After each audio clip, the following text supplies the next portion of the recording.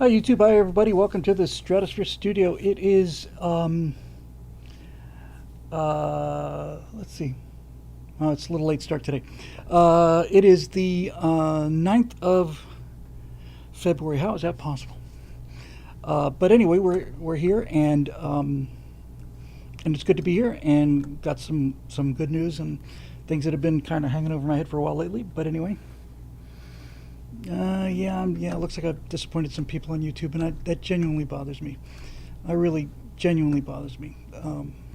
As I've said before, I don't know when it was. I want to say it was 1986.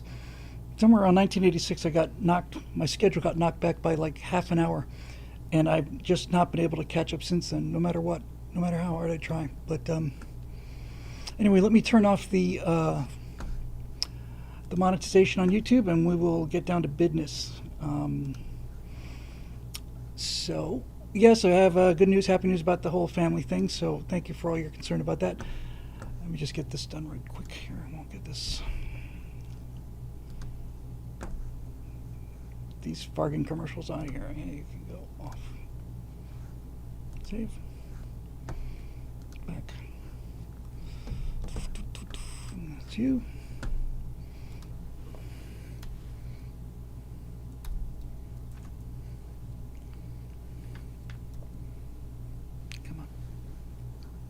Hope everybody's been well. It's been an interesting time. Lots going on. Obviously, we'll have I'm sure we'll have a lot more to talk about on Thursday in the Stratosphere Lounge. But yeah, I had a couple of milestones here too. So let me just see. We got all our windows are all set up. Looks like it. Yes, hooray! Good news, everyone. I love that show. Okay, looks like we're there. Yeah, I'm wearing my coat of many colors today. Got your Johnny Quest here, you know. Got your Space Ghost, Haji, all that. So here we are. Looks like everybody's here. Yeah, fantastic. So yes, family's well. We're all back home. Here's the latest. I think on the 5th or the 6th of February, they started to open up Dubai Airport a little bit, and I'm sorry, a little bit with Live and the gang. Oh, I thought I glanced over there, and I thought it says I live in the Ganji, which is worth answering. So I was waiting for Emirates to rebook her, but I talked to Rock, who said no. Apparently, you need to actively rebook her. So she had a return flight scheduled for the 4th, and Emirates never called him back. And ever since the no sound, is that surely? Somebody said no sound. That kind of thing just makes me go, oh, hopefully that's just a one-off person.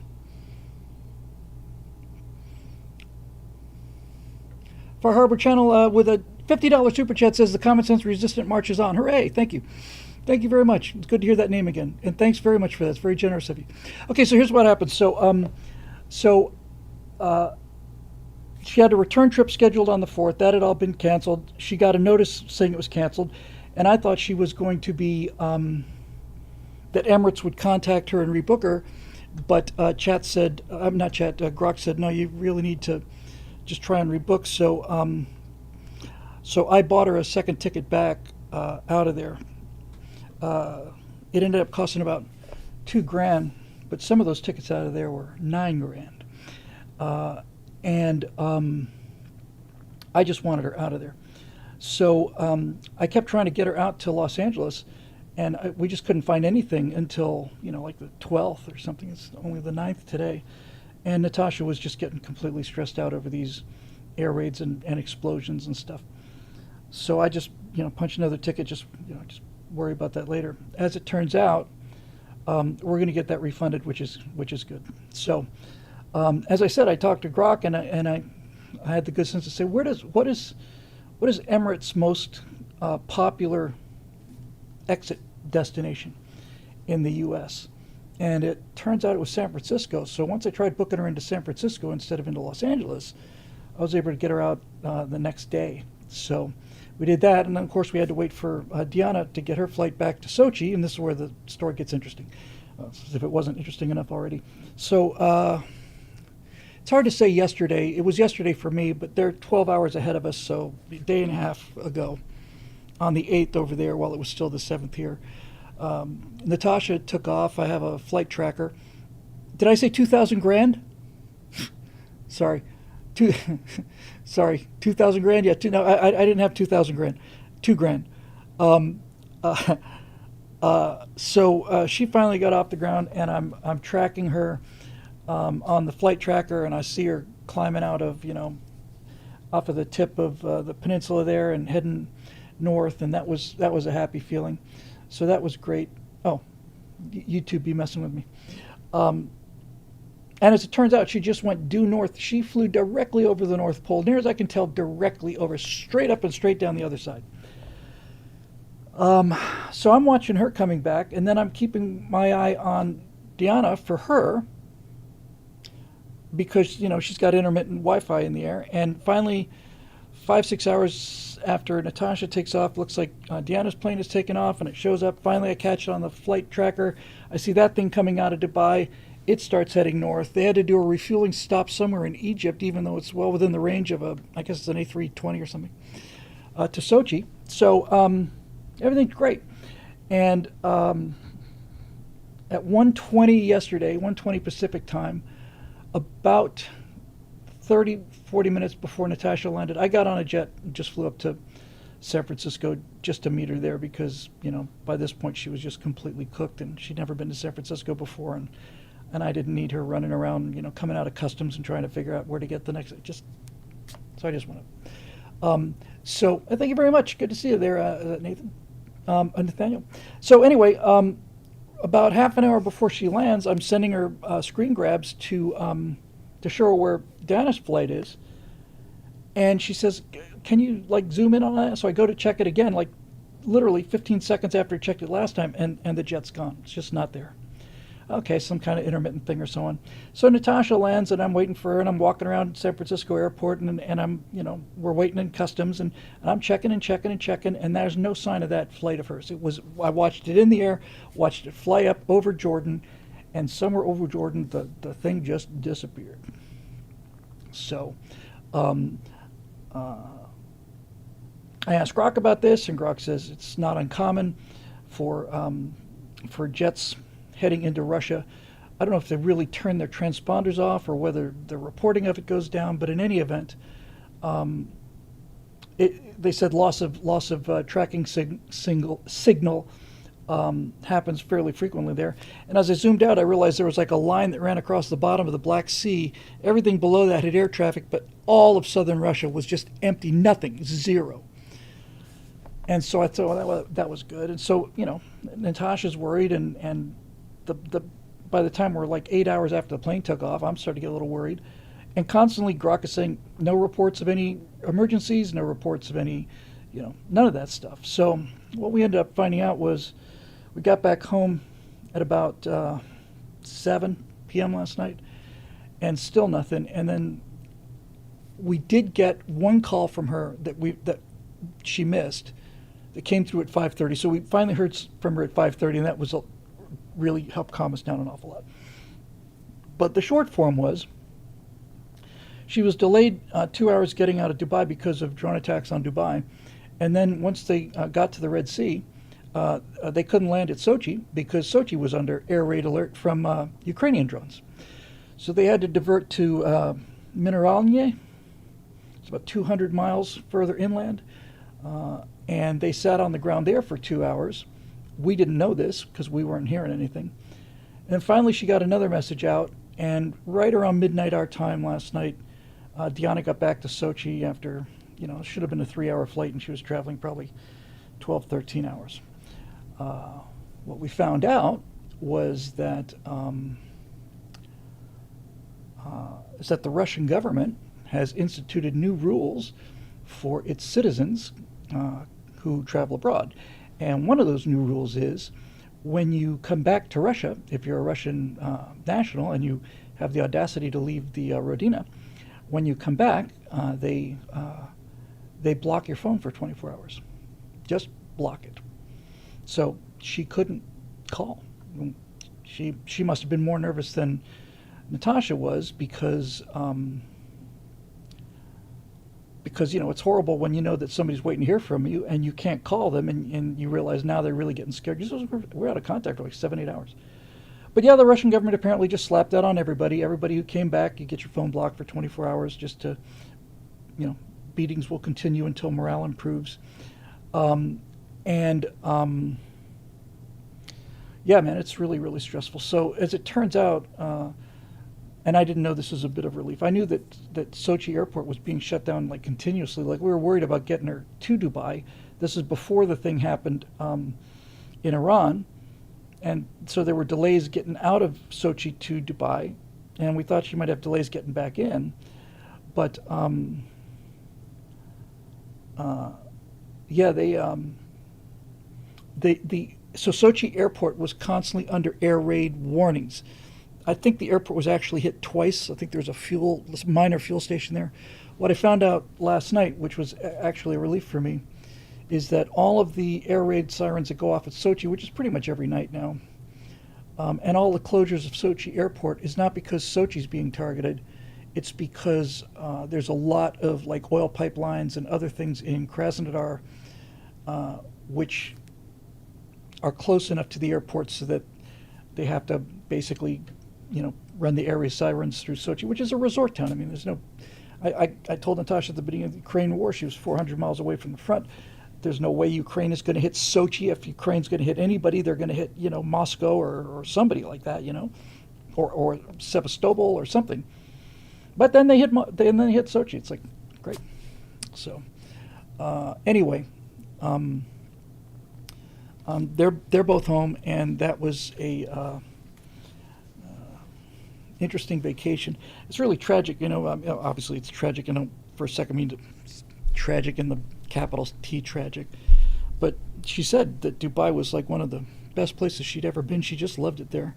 And I said, well, we'll go back when it's, when everything's calmed down. She's like, I can't go back there. I just can't. Which was, kind of sad. And then we got home. We were just leaving the airport, just as we were about to leave the airport. And she said, I didn't get any souvenirs or anything. I said, honey, we get a refrigerator magnet from every place we go. Well, I didn't get one this time because I was in her. Baby, you got to go back. I mean, you got to go back to the refrigerator magnet. I mean, it's 16 hours there. You probably won't be more than 2-3 hours in the airport. You don't even need to leave the security gate. Just go back, get the magnet, come back, and then we can put it to bed and not worry about it. She was reluctant to do it for reasons that are unclear to me at this point. But anyway, that's all great. I have been wrestling with this, and I decided I'm going to take a relatively small chance on this because it's, technically speaking, it's not a work for hire. I finished the micro demo that I've been working on for, well, it's taken me 2 weeks, but I really could have done it in 5-6 days if it hadn't been for all these distractions. And what I'll probably do is at the end of the show, we'll shut down the YouTube stream, and then I might just show it one time on Twitch as I've done once before, because it's not recorded by anybody. It goes out to maybe 40 people. I really want to show it to you guys. I learned a lot on that, and every time I put something new out, it gets better and better looking. But this one was very, very challenging, and one of the things that was most challenging about this thing was crowds. And I think I showed you a still of this. When you enter. So I've learned how to really lock down major characters like Jake and Lisa and Claire and Will. They all look the same. They're really. I've got 8 camera views of their heads and 8 camera views of their bodies, and so I've got that locked down. But when I would put the lead character of this into Higgsfield to set up shots, I would describe the pedestrians, the townspeople in Germantown of Mannheim, 1888, and it would hallucinate the faces a little bit, and it wouldn't get the costumes quite right. And sometimes it'd look almost like from the 1940s, and I said, this is not going to cut it, man, because I've got some crowd scenes there. And then I had an idea, and so Nano Banana is the still image generator du jour, and far and away the best still image generator out there. And since it's connected to Google, Nano Banana just goes to Google. So just in the image generating prompt, I just said, give me multiple panels, full-length panels of pedestrians, as you might see on the streets of, I said Berlin instead of Mannheim, just to open it up a little bit, on the streets of Mannheim, of Berlin, circa 1888. And it was like an absolutely top quality set of like CG renderings. It's like bam, bam, bam, bam, bam, bam, bam, bam, bam, bam, bam, bam, and they're fantastically detailed. A couple walking arm in arm, and there's like a retired army general and a guy like a coach driver with a whip and everything. Hey, Dave's going to get me a Burge Dubai refrigerator magnet tomorrow. Thank you, Dave. I'll have to put it on the inside of the fridge or something, because Natasha's really still pretty stressed out about that. But anyway, so then I was able to get about 70 or 80 townspeople, saved them on this gigantic, huge 10K file, and then the AI just went in and grabbed these individuals, and the crowds look so good. And that's going to be a big deal for the colonies, because I got a couple scenes where when they first land there, and they're walking through crowds, so I can do the same thing with the colonists. So that was a big skill.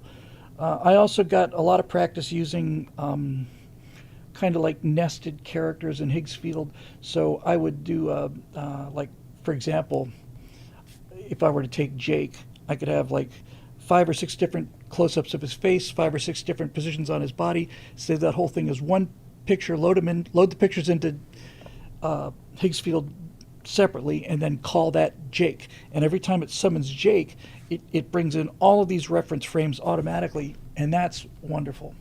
So, hey, Atomic Conqueror's there. Got in late. Both of them are home, Atomic Conqueror. Not without a couple of interesting sidetracks and heroics, but they both got home last night. So thanks for asking, and thank you all for the incredible support. I'm gonna try and talk Natasha to come in on Thursday night, talk about it. We'll see how lucky we get with that. But anyway, yeah, it's all getting closer and closer, and it's beginning to look fairly. I wouldn't say, I don't want to jinx anything.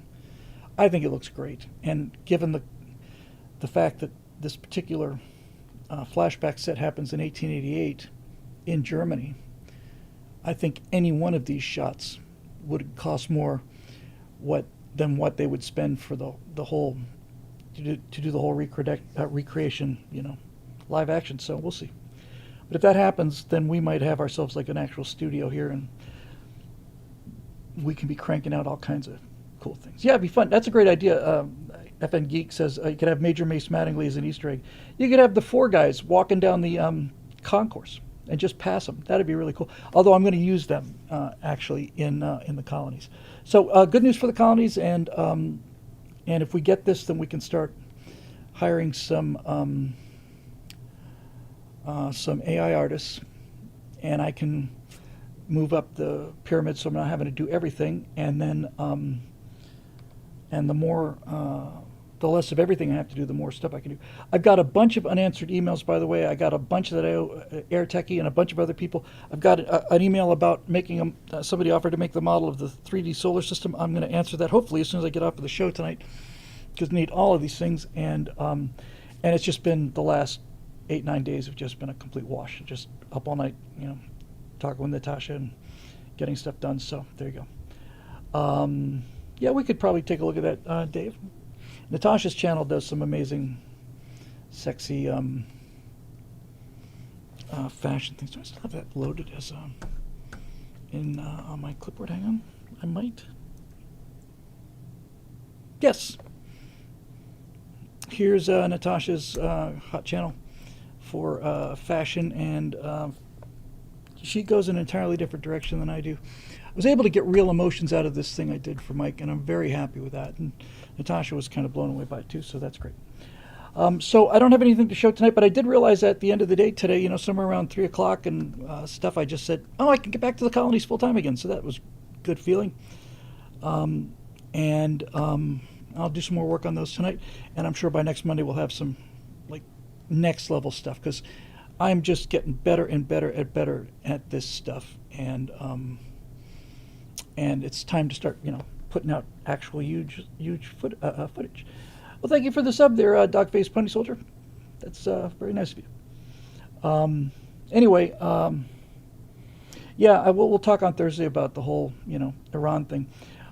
But just two quick thoughts that are, I often talk about the colonies on Stratosphere Launch. So just a couple quick political thoughts. Just one, really, more than anything.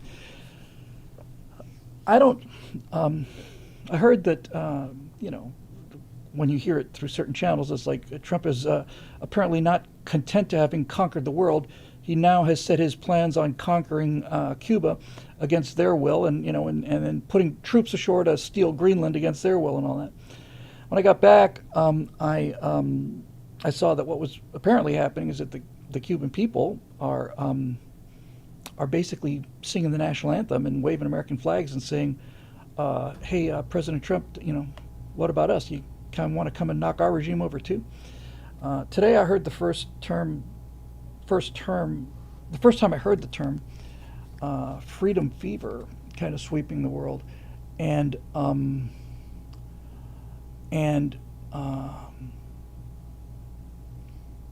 that is, and we'll talk about this on Thursday, but this is a very powerful thing. We just up until up until Donald Trump, you just thought that this was just the state of the world. And if you looked at presidents like Obama and Biden, especially, it's like, well, there's nothing we can do about it. These are just perpetual enemies, and we're going to be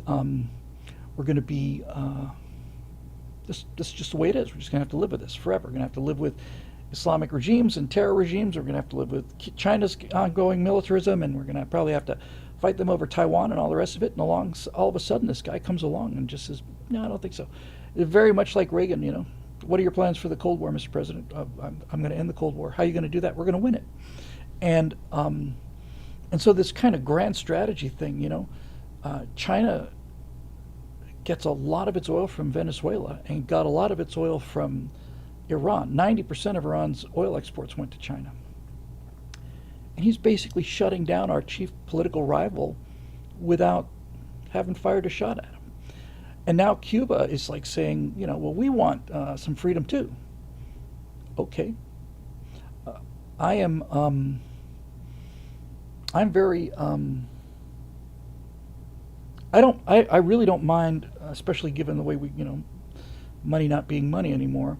But I am more than happy to lob some tomahawks at a regime that's been causing us a lot of trouble. And there's a big difference between that and putting tanks and soldiers in there and going door to door and stuff like that. But in any event, it's the world just seems to be like just changing, and like really changing. And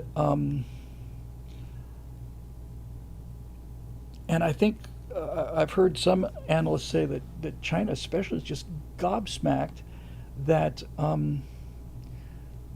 that he had the balls to do it. Turns out he did. And that's the problem with calling somebody a Nazi and Hitler. If you call somebody that long enough, then they'll do something relatively minor.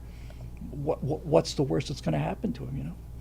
It's entirely possible that the entire geopolitical situation in 1 year, in 2026, could just be completely, utterly changed. And all of these evil regimes, and you can even follow it further than that, because a lot of these regimes from these Islamic shitholes, if you'll pardon the expression, are propped up by Iran. So if you take away the Iranian money, then all of these Islamic regimes that are creating these horrible conditions, they could all go down too. And this was the one thing I wanted to talk about. It was very vague. I don't have like hard evidence points. Sometimes I just get vibes. I don't want to pretend for any reason that they're mystical or anything. It's just I process a lot of data and I just feel kind of things and listen to comments and stuff. And I think, man, I think that this Iran thing has really, really, really effed the Muslim minds up. Really, really shaken them badly.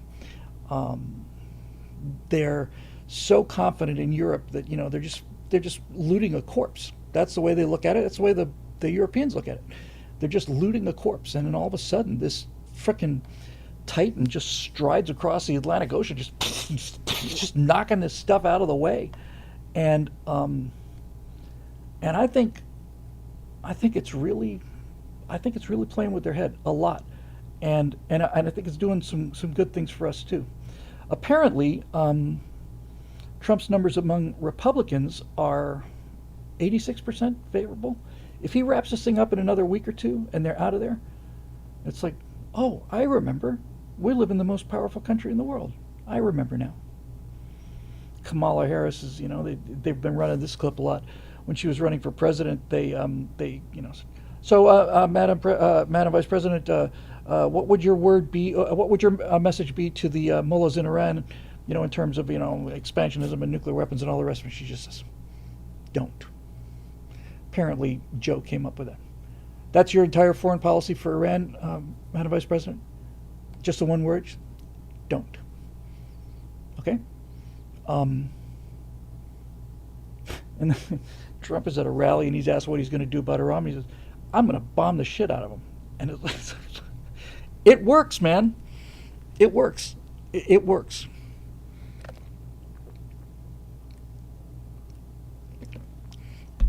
Be nice if it didn't. If it turned out that wishing made it so, then we'd all be liberals. It'd be great. It'd be great if everybody just got along and nobody had to fight and nobody had to hurt anybody, and that'd be wonderful. But this it. And I mentioned this on Thursday, but I got to tell you again. I think this may have surprised me more than anything I've learned about politics, maybe in my entire career. It's not the biggest thing. It's just the one that surprised me the most. When I found out that the percentage of the Iranian population that is Muslim, I thought it must have been 100%. I really genuinely, I would have thought anything below 95%, it would be amazing to me. It's 30%. 30%. The Arabs went in there and took over the Persian Empire, and that was, 1,300 years ago? And I predict, you heard it here first, I predict that when the shooting stops and this thing is over, they will rename that country Persia again. That's what I would do. If I really wanted a break, I would just name it Persia. I think that'd be awesome. Effin Geek says, mosques are closing down like crazy. I think somebody said 75,000 at one time, 50,000 closed. Just Persia. Just call it Persia. You don't even call it New Persia, Dave. It's been Persia for frickin' 3,000 years. So it would be incredible to see that. Be incredible. And yeah, and Farsi as opposed to Arabic. I had no idea. I really had no idea. Yes, they did call themselves Iran before the revolution, but if it were me, I'd change it back to Persia. They called themselves Iran? Well, they can do me a solid and the president, and just do the Americans a solid. Call yourselves Persia, we'll call it square. But anyway, yeah. Come on, Zoroastrianism. I am not aware of Zoroastrians flying any airplanes into buildings, so I'm completely down for that.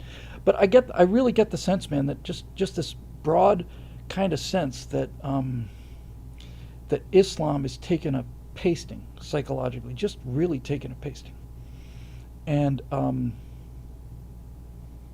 yeah, so we'll see. Anyway, now that's an excellent point. Looks like Edward Snowman says, "Who the hell wants an Iranian rug?" You can't argue with that kind of logic, man.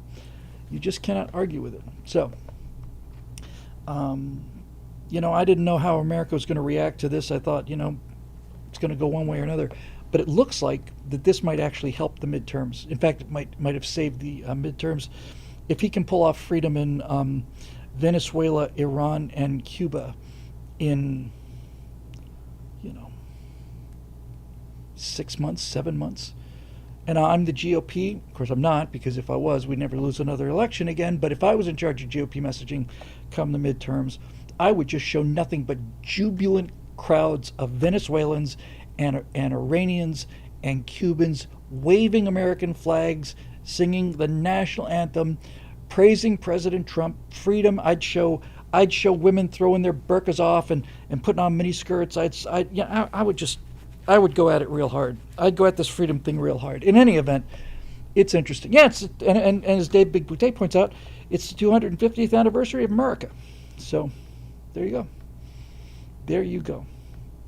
All right, let's get to some questions here. We'll say, hey, Quibo, how are you? Good to see you. I mentioned earlier that there are so many emails that I didn't answer over the last couple of, well, really at least the last 10 days, so I got to catch up on those. Hopefully I'll get to those tomorrow, certainly by Wednesday. Yeah, anyway, it's good to see everybody here. So, yeah, America. F yeah. Alrighty then. Laddies. What are we doing?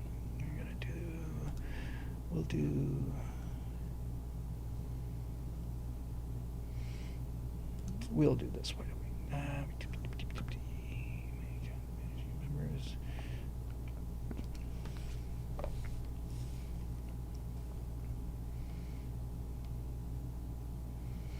All right, here we go. TSS questions for 3/9/26. Monday Night Pop Culture, curated by the one and only Eric Blake. Thank you, Eric. Oh, and one last thing. Just back to the family thing, and then I got the questions thing open here, just real quick. So, needless to say, among all the stress of having your wife and stepdaughter and under constant air raids, there's also the added burden of me saying, yeah, I think it'll probably be okay in Dubai, because I didn't think we would move until the end of March at the earliest. Number one, and number two, and apparently I'm not the only one. I knew we weren't going to hit Dubai, and I couldn't imagine that Iran would hit Dubai, because I thought they might have their hands full with America and Israel. I am virtually positive I heard this correctly or something, but something like 35% of all the drones launched by Iran went to UAE, and 22% went to Israel. So in other words, they launched a third more weapons at the UAE, and specifically Dubai and Abu Dhabi, than they did at Tel Aviv. And you could just knock me over with a feather. I just absolutely gobsmacked by that. So we apparently shot a lot of stuff down. I can't believe we missed that one that hit that radar station. And I want to know what's the story on that Kuwaiti Hornet pilot who managed to shoot down 3 F-15s. Those don't count, by the way. Those don't count against the F-15. There's no way that those things could count, because you can't be shot down by your own wingman and expect that to count as a combat kill. I really am wondering what happened to that pilot, because one guy in a Hornet took out 3 F-15s, and apparently within the space of just a couple seconds each, and it looks like he was using Sidewinders, because if they launch a radar-guided missile, then they get a warning, but there's no way to get a warning for the heat seekers, and so they probably just like boom, boom, boom. I want to know what happened to that dude, and I'd like a word with him, actually. How do you make a mistake like that? I mean, I'm curious to know, because I got to tell you, once I heard that it was done by a Hornet, and when I heard it didn't ruin I'm telling you, Hornet works. I'm with you on the F-18, love the F-18, but it didn't ruin the F-15's record. That you can't possibly count those. That was not combat. Yes, Air Techie says that was not a mistake. I completely agree. If they had been, so first of all, first thing I hear is that 3 F-15s are shot down. So that's crummy. I don't believe. I mean, I believe it, but then I hear we're shot down by friendly fire, so I thought we got shot down by Patriot missiles, which is still better. And then you hear it was shot down by a Kuwaiti plane, and then you hear it was shot down with at least the rumor is shot down with heat-seeking missiles because they didn't receive any radar warnings, and the Sidewinder has got maybe a 12-mile range. Presumably, he must have been behind them. In fact, he must have been behind them. The Niner X will track all aspect, but he must have been right behind them. And at that range, if he's behind them, then he's got to be probably within 6-7 miles, because that missile's going to have to, I don't believe it was an accident. I just can't believe it was an accident. In fact, it's inconceivable that it's an accident. So,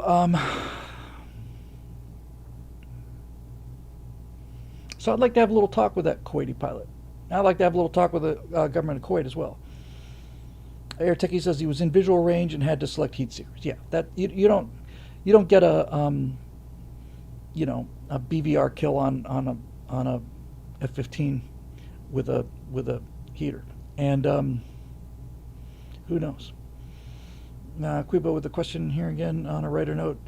This experience can be used in the colonies in the story. Would Claire or Will be somewhere when a war happens? Yeah, well, I've got to figure that out about the war front, and I need to get back. I've got it right in front of me. Somebody offered to build a 3D model, and I am going to take you up on that, sir. I'm going to make a point of trying to answer that as soon as the show's over. I want that model so badly, and I need it. I need a 3D model that I can attach yarn to, so I can see the the dice roots and all the rest of that stuff. So anyway,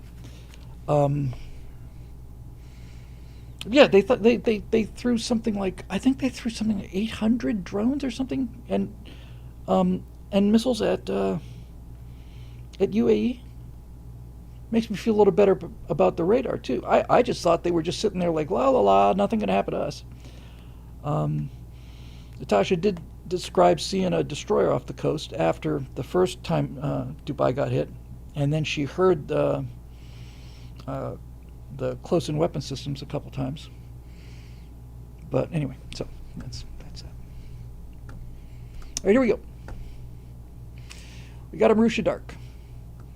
We got Robert Line. We got Roadrunner. We got Capital G Geek. We got Guy Balo. We got Eric Blake. We got Braden Higby. We got Steve Young. Yeah, we can do that. Let's do it. Marusha Dark topic: words. Firstly, hope Natasha and Diana are all right. They are. Thank you again. One of Shakespeare's greatest contributions beyond just his stories are the sheer number of new words he added to the English lexicon. It's absolutely amazing. I think William Shakespeare penned the term bedroom. That term had not been used before. Bedroom, among hundreds of others. He's not alone in this. Many authors have introduced new ideas and concepts in entire systems. I know you said you already do this with the quantum holography, but have you thought about applying it elsewhere? For instance, you're grappling with the humanness of imperial measures versus the scientific regularity of metric, as would befit a spacefaring civilization. At the same time, it won't just be Americans in space, but Europeans, Africans, Asians, etc. Well, Europeans and Asians certainly, all mixing together who don't use our system and who often have their own traditional ones that they bring with them too. Why not invent wholly new ones as a cultural touchstone? All right, I'm listening. As an example, in my novels, I had hours for precise scientific time measurement, but also the concept of steps dividing day and night, each into 12 parts that grew and shrank across the year to be more natural human time. Both exist in parallel, or my use of ferns as a new currency, playing off FRNs, i.e. Federal Reserve notes. That's actually not a bad. It's a really cool acronym. The problem with ferns is it sounds a little the first word that flew into my head. Sounds a little fruity when you're it's going to cost 15 ferns. It's interesting though. I mean, obviously you can explain it, but it just got, we'll see.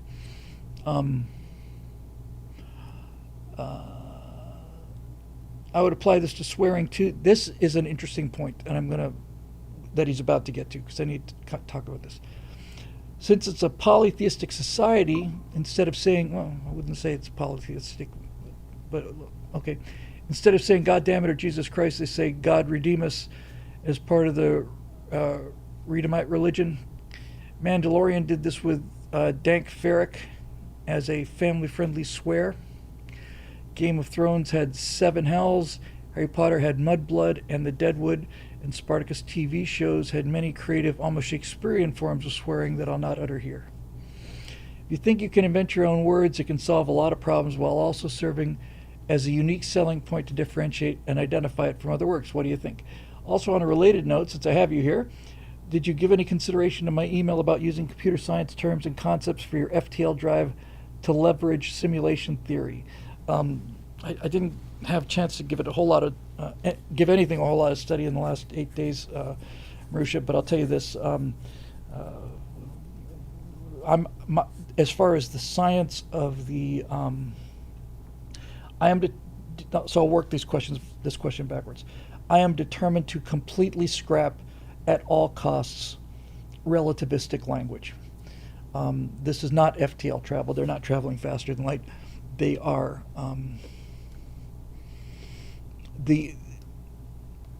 all of the terms that relate to things like velocity or distance have to be converted into terms that convey informational qualities, similarities, probabilities. That kind of language has to appear. And I've got to really scrub it.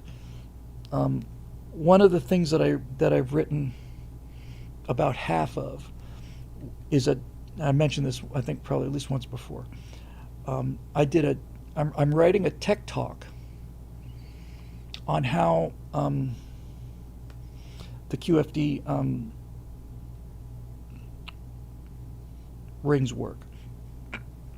And basically, it's a guy who's explaining to an audience 250 years from now how this thing works. Same way that I would explain how a jet engine or how a jet airplane flies or something, right? They're in common usage. Everybody knows they work. Most people know at least the fundamental basics of it, but this guy's getting a little more in the weeds on it. And once I started, I'll tell you the truth, Marusha. I have a religious feeling about this. When I started doing the deep work on this, prior to a couple months ago, when I started working on this quantum aspect of it, the whole relativity, space-time, faster than light thing was the only thing about the colonies that really, really, really bothered me, because it was the only time I was going to break my no magic rules. I did a lot of work on the energy, just the amount of energy, the amount of mass, just the amount of antimatter that you need to get up to decent relativistic speeds. And you cannot tell this story at slower than light travel. You just can't do it. The timelines just diverge, so you just can't. And so I was living like this lie, like I just have to think of some way of just have to eat this, you just got to do it for story purposes. And I spent a fair amount of time beating myself up over just being too lazy to not tell a slower than light travel version of this. And there was no way around it. There's just no way around it. There is no faster than light travel in space-time under Einstein's laws of relativity. It's just not possible. You can talk about these Alcubierre drives or whatever they're called, or wormholes or all this, but it just isn't possible. I didn't read any of your stuff, AirTechie. I haven't read any emails in 10 days, so like I said, I got a lot of catching up to do. There's things like negative energy, and there's zero point energy, and all of this stuff. That's all possibility. It's all great. But it took a complete... I played them many months ago. There's a guy out there who makes these videos about quantum information holography, and some of that's a little bit, to my mind, at least to my scientific ear, some of that's a little bit hippy dippy. But I did some really deep research to the limit of my horsepower on what quantum theory really says, and And what quantum theory really essentially says is that the universe, and I think this is true, and I think it's very elegant, is that the universe essentially is made up of information, and that this information propagates throughout the entire universe instantaneously through the sub-level of qubits that then project reality, including space-time. And so the entire, we're not punching a hole through space-time, we're not dragging space-time, we're not doing anything. We are going to the level that creates space-time, and we are convincing it for a couple hundredths of a second. We're convincing the qubits. We're tricking the qubits. We're almost trolling them. And I got into a lot of detail about this. A lot of detail. And so once I realized that we were talking about an entirely different language, and then all of the political and religious and spiritual repercussions. And I mentioned again, it's another part of this tech talk that I'm going to put out there. And basically they're going to look at this as the age of, the pop culture will call the times that we live in the age of insanity, but historians will call it the age of confinement.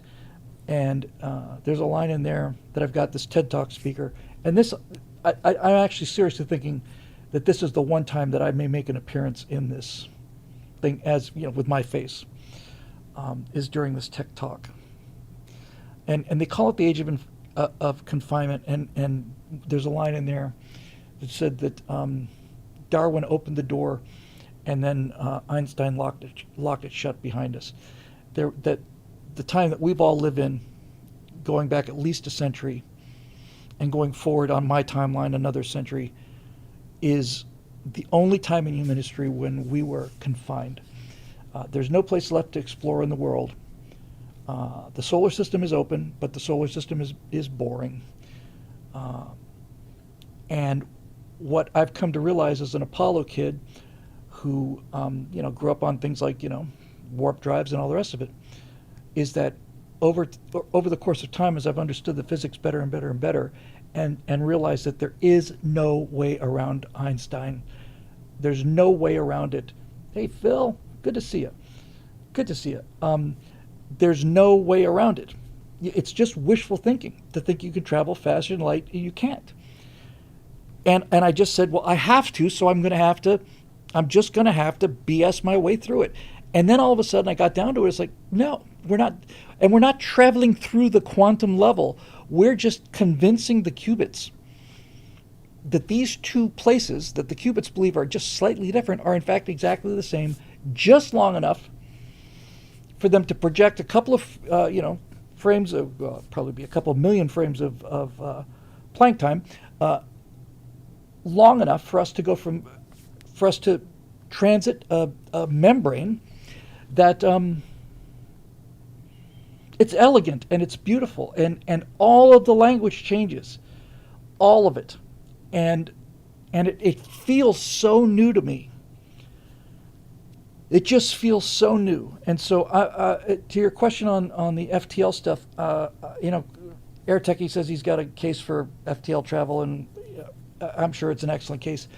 I'm not going to touch it. And the reason I'm not going to touch it is because this language will give the colonies a sense of something very, very new, and all of the science fiction that we've been exposed to and love is 20th century science fiction, and I want this to be the first 21st century science fiction show that's got 21st century language.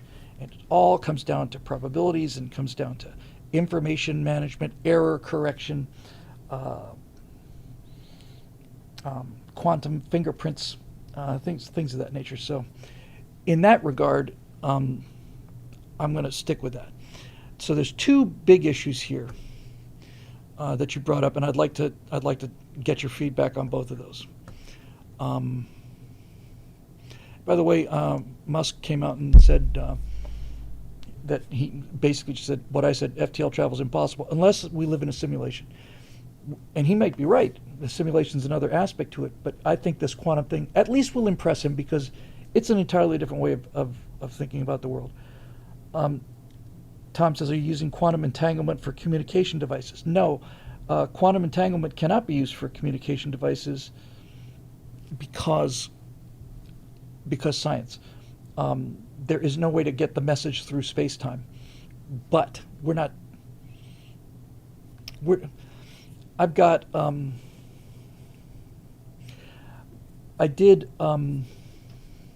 there's no Ansible, there's no subspace radio, there's no faster than light communication. There are message boats, little capsules that go down through these probability gates, and then they send the latest news, but it's like getting a newspaper. Jay Smith, you're not warping space, you are quantum swapping, switching here for there on a subatomic energy level. Precisely right. We're convincing the qubits that make the universe that these two places that are in different places are the same place for a few hundredths of a second. And the way we do that is we take entangled particles that are about 7/10 of a light year apart, and I just arbitrarily use that distance, but the further away two places are in space-time, the further away two places are in physical space-time, the more divergence there is between the quantum levels that are determining them, because it's different relative to everything else. So once you get to this limit, then the probabilities for miscalculation go exponential, and beyond that, it's just not worth it. So so messages go up and down these lines, and so you're never more than, on like a really remote place, you might be 2 weeks. News might take 2 weeks to get there. And given the speed of and the amount of storage, all of the mail, all of the email, all the everything, just load it onto this little pill and just shoot it through there, and it goes with the ships, and then it gets to the other end and immediately broadcasts everything it needs to broadcast through real space with a lag back to Earth. Dave Big Booty asks the big questions. Won't the qubits get tired of being used like this? We're going to find out.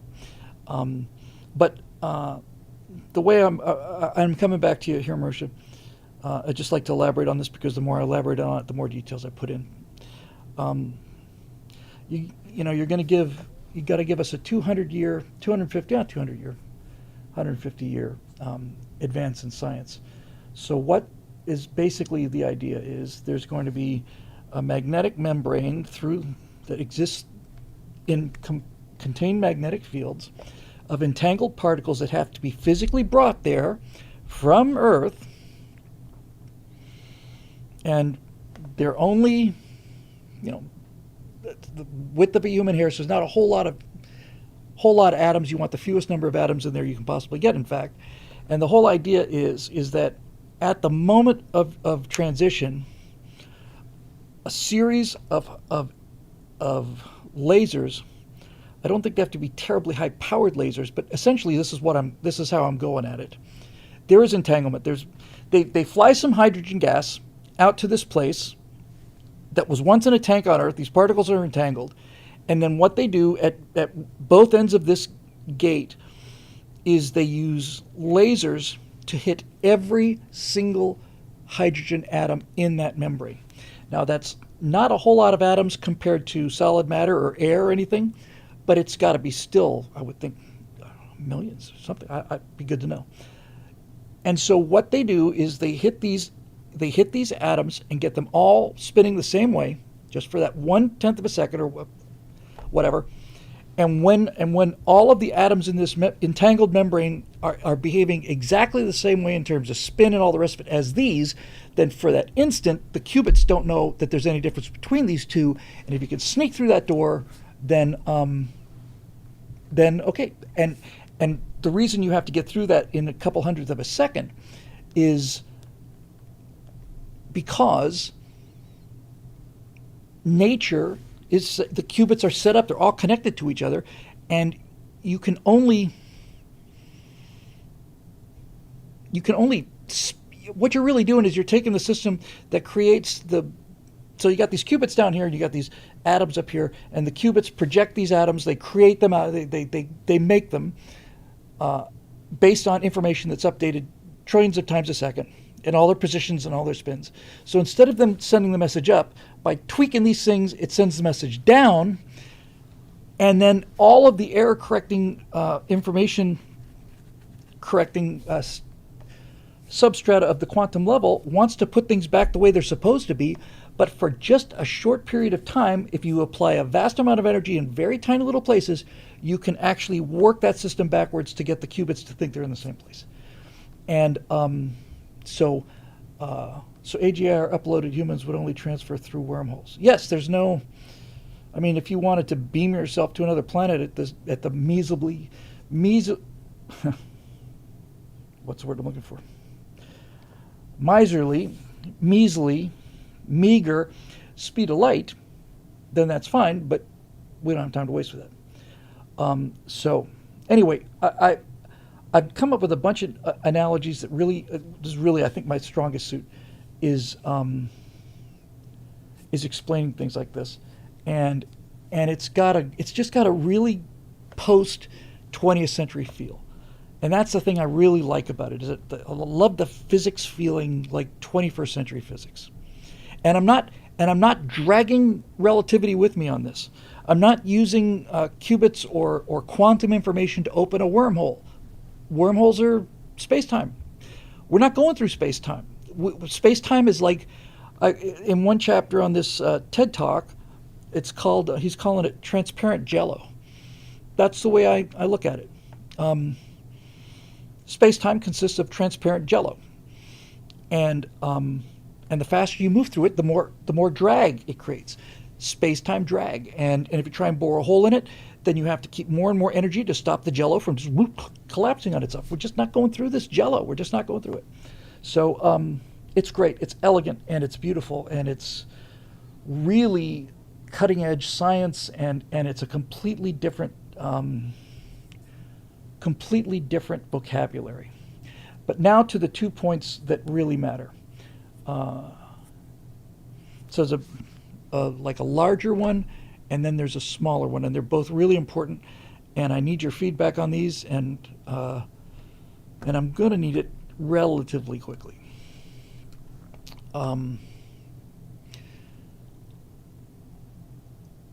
So the larger issue, we'll go from the big one to the small one. The larger issue is, do you want to create new slang? And I wrote a couple of stories when I was much younger. Our dear friend Phil Trick, who's here in the Twitch thing, would sneak into his office at nighttime and print them out on a printer because we had a word processor. And they came out in green and white sheets, and you peel the little sprockets off the side. But in any event, I did an entire science fiction novel where I used my own slang for everything, and I think it sucks. The only time I have ever seen this pulled off, ever, was in A Clockwork Orange, and that's probably because in A Clockwork Orange, Anthony Burgess used the Newspeak slang that Alex and his droogies spoke. His world-building backstory was that they're set in Britain, in the 1990s or 2000s or something. This was written back in the 70s, and he wrote that there was so much Soviet propaganda coming in that these young English gangs would start picking up the Soviet propaganda, so and distorting it, not intentionally. So in A Clockwork Orange, you get kicked in the head. Somebody said you got kicked in the Gulliver, because the Russian word, I think, is Golovo, something like that. When he's talking about having a really good time, he says it's really horror show. Horror show. It's awesome. Oh, it's really horror show. It's like, well, the Russian word for good is horosho. And so that really worked. Because he didn't really overdo it, but there was a lot of slang in Clockwork Orange. Me and my droogies, which is kind of brothers, is it, or friends or something? And so he did it not sparingly, but he didn't have to create his own language. So now let's go to Now let's go to an example of something that I think didn't work. My friend Phil's here in the Twitch chat here. So when the original Battlestar Galactica came out, I think we went over to Doug Gagan's house, didn't we, to watch it there, Phil, or something? And we thought, wow, man, this is like cool ship science fiction. And I actually kind of like the original Battlestar. I like both of them. I didn't think I'd like the second one, but I liked it a lot. But in the original Battlestar Galactica, they created their own slang, and for example, their word for feces was Felgercarb. That's a bunch of Felgercarb. And the first time I heard that, I was like 15, 16. I just rolled my eyes at that. Frack in both of them, get your fracking thing this and that fracking thing out, and it's like, I don't know, man. Every time I hear it, it just sounds like somebody. Sounds like somebody trying to solve the problem, and it makes me aware of the problem. It sounds like somebody is trying to avoid saying the F word, but they're saying it,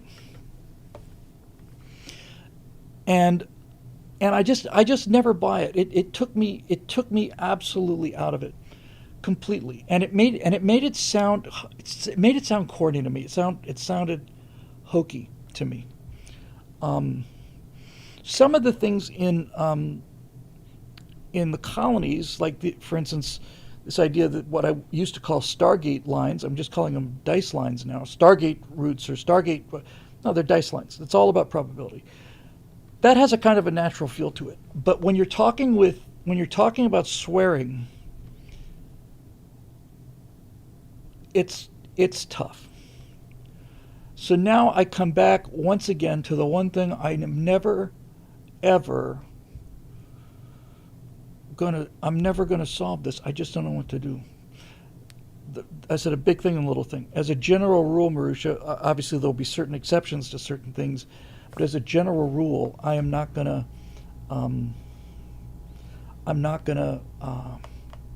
switch out words for things that are regular words, because to me it pulls you out every time. I'm inclined for money. I'm inclined to want to use dollars or bucks. I could probably live with credits. Credits kind of a trope. Maybe bits. Bits might be a decent word. 200 bits, 2,000 bits. But see, even then when you say it, it doesn't mean anything. For instance, when they find this robot, I've written this scene already, and they're saying, what do you reckon the value of this thing is?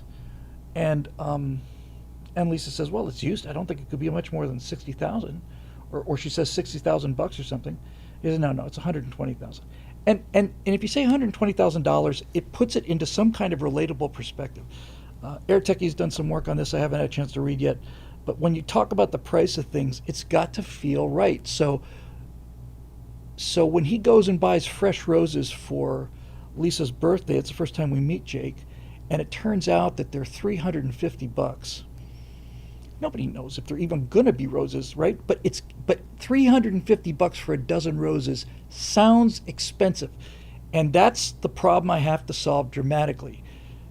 It has to show that he is willing to spend a lot of money on his wife's birthday for something relatively trivial, certainly something that's not long lasting.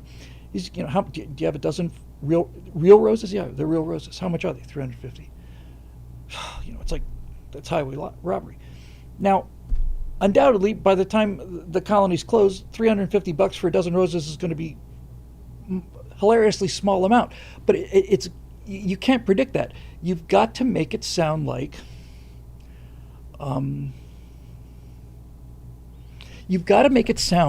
something you can connect to. Now, when you go back, like, and you do a historical series or something, and you find out, like in the West, and there's like this guy's wanted dead or alive. What's the bounty on him? $1,000. You can, without too much work at all, mentally say, well, $1,000 was a lot of money back then. So I'm going to try and avoid that. But now we come back to the one thing that that I just cannot solve. I don't know how to solve it. And that is profanity, right? First of all, there's a significant number of people out there who have a much bigger problem with having somebody say "God damn it" than having them say "F it," because one of them is profanity and the other is blasphemy. So I got that thing to worry about. There's frack, there's frick, there's this, there's that, there's all these other things to use in place of the multi-purpose, universal, most valuable word in the English language. The F word is a noun, it's a verb, it's an adverb, it's an adjective, it's everything. And Roxanne says, skip the profanity 100%. Stay with me here. This is something I've wrestled with for years and years and years and years and years and years, and I can't just dismiss it. George Carlin, not when he was talking about the 7 words you can't say on TV, but George Carlin was talking about this, and he was saying you can't very well have a bunch of Hell's Angels walk into a dusty saloon out in the middle of nowhere in Arizona and have one of the guys go, "Excuse me, I have to go tinkle now." Right? And he's right. I'm working this through in real time. I'm not making a case. I'm just going it over in my head. When The Expanse was on, what was it, Sci-Fi? They started on Sci-Fi? When they were on Sci-Fi, they couldn't say the F word. Once they got picked up by whoever had them for the last season or two, they said the F word every other word.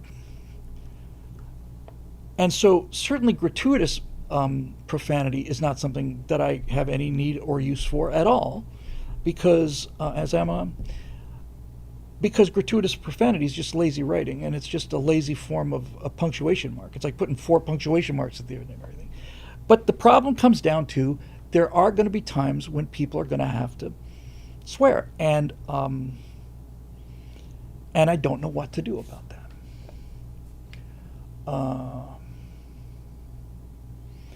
I watched. I've seen just for some reason, like I said, once you see 1 or 2 clips or something, then the algorithm feeds you nothing but. So I've been seeing a lot of The Sopranos lately for whatever reason, and it's impossible to imagine The Sopranos without the F word, because it just oh, hey, Rough Ryan, how are you? Because without it, it sounds ridiculous. The same thing for Deadwood, which is my favorite TV show of all time.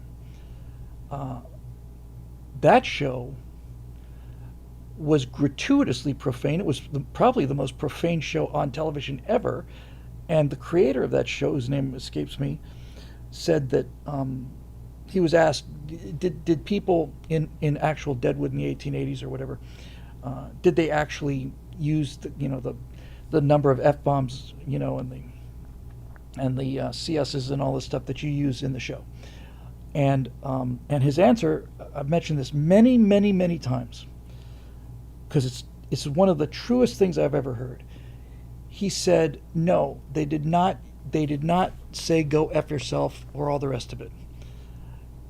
He said, but they did use the strongest language they had. And they did that as a defense mechanism, because there was so much lawlessness and so much threat that anytime anybody asked you for a cigarette, you would say something like, do I look like I've got an effing cigarette?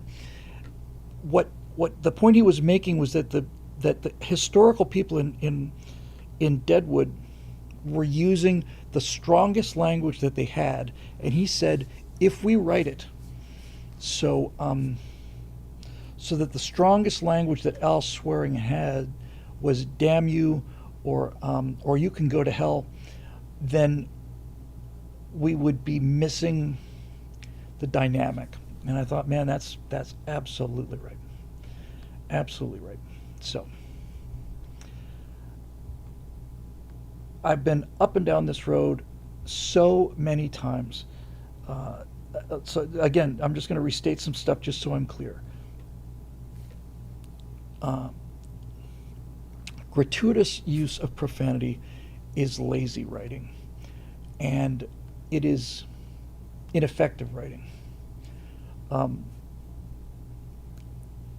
Against that, I have to say, if if you don't ever use it for emphasis, you're where do you go? Do you go down the I will frackin' kill you? Every time I hear that, I'm out. I'm just out. Um, do you say I will dwarkin' kill you? That's worse.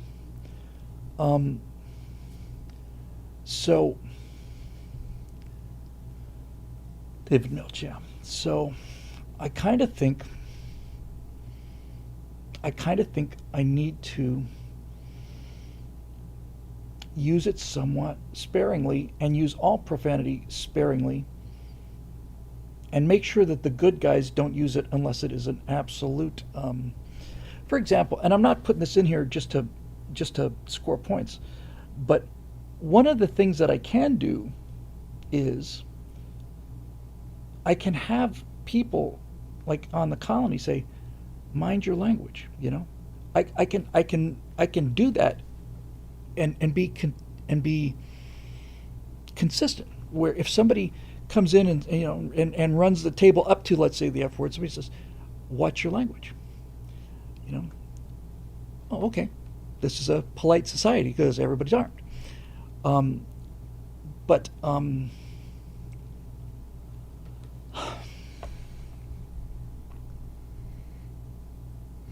But if Jake's got a rifle pointed at somebody who's there to murder his family, and he says, you take one step forward or I will blow your effing head off, that's time to use the F word. And I don't know what to do about this. I am so conflicted about it. On one hand, I know it's going to turn off some of my existing audience, which I can't afford to do and don't want to do. On the other hand, I know that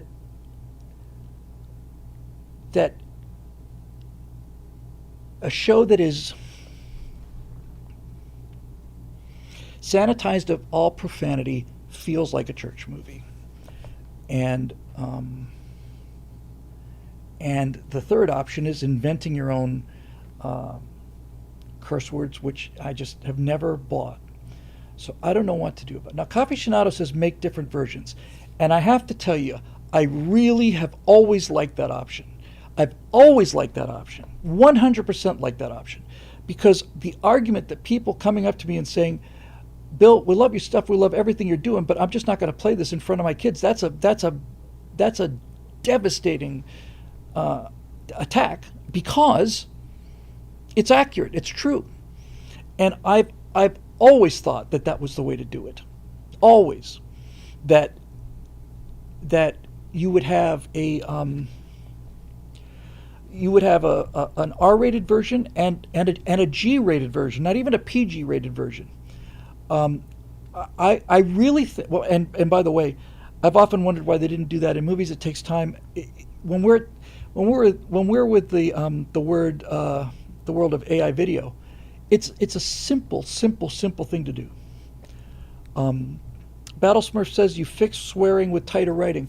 I'm with you, Battle Smurf, but I'm telling you, as a person who's written this as tightly as I can, there are going to be times when it will be noticeable by its absence to the degree that it'll pull people out of the show.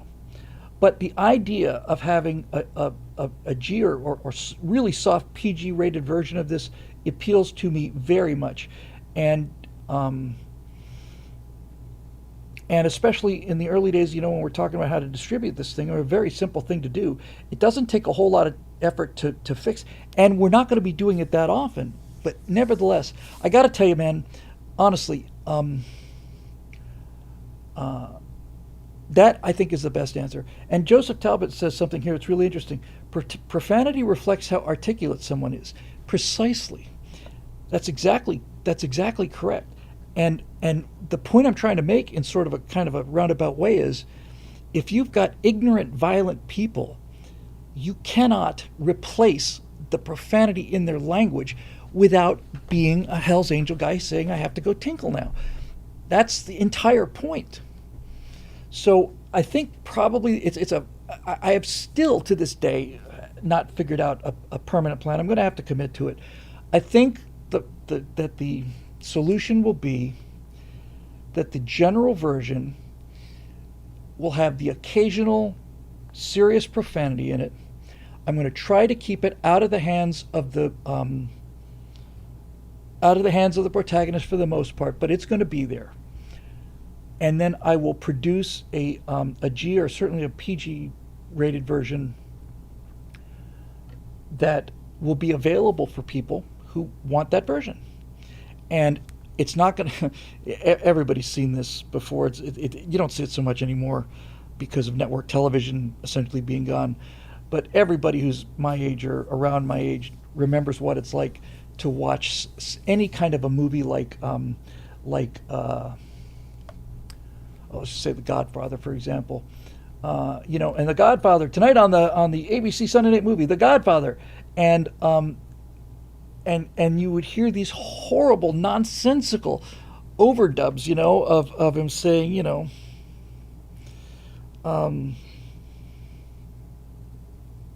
go French fry yourself, that kind of thing. It's hilarious. But we don't have to worry about that because we just render a new scene. We render a PG scene. Simple. It's a simple thing to do. And some of those are actually fully hilarious. Now, there is something here that I thought was kind of interesting. Where did it go?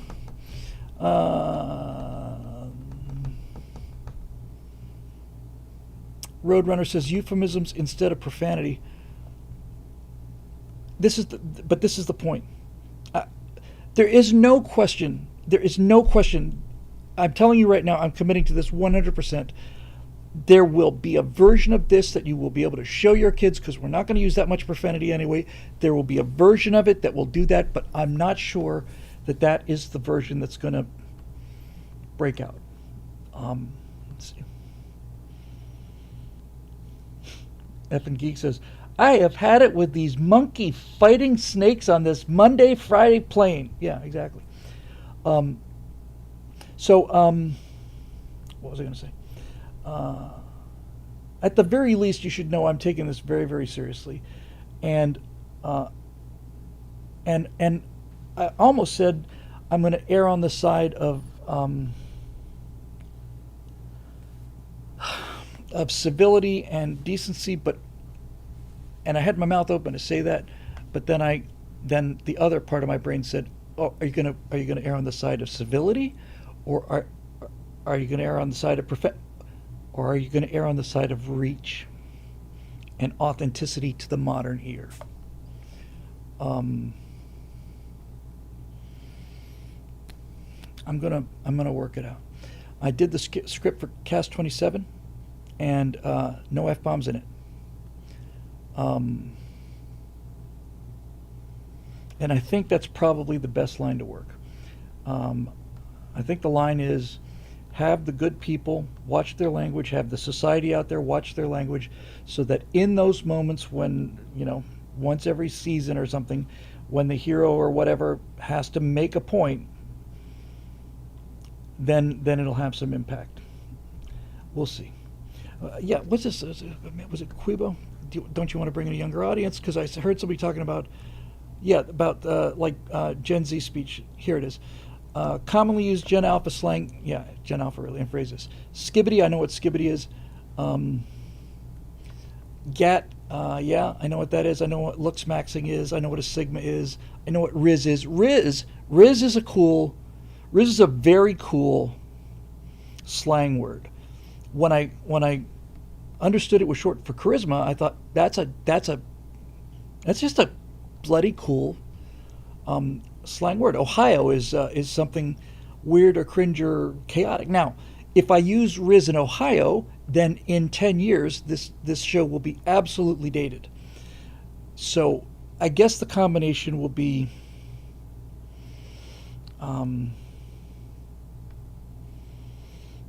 to do whatever new euphemisms feel natural. Hold on to the old cherished gems for impact. If you're going to have a guy who's really see, I can't really have my character say, no, that, I don't want to hear your potty mouth. But if you got a character that comes in who's doing that, then number one, he's going to be a bad guy, and number two, it should be noticeable for its coarseness. I genuinely like the idea that language gets cleaned up as virtue increases, and so there's that. Mogged, you know, looks maxing is a stupid idea, but it's a really great expression. It's one of those terms like virtue signaling. First time I heard virtue signaling, I didn't have to have anybody explain it to me. The second I heard it, I just thought, great. Yeah, Riz is a great,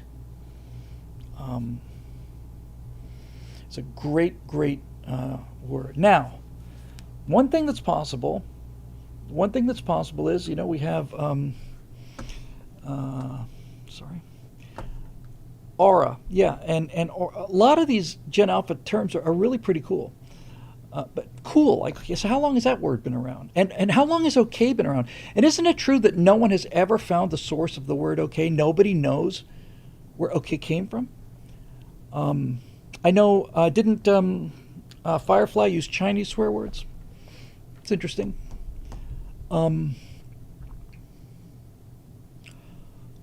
So one possibility is to put together a language subcommittee. We got, you know, we're going to eventually, and the time is getting closer, we're going to start breaking out into like working groups, and we've got, you know, we got the political groups, we got the science groups, we got all these other things, and maybe the thing to do is to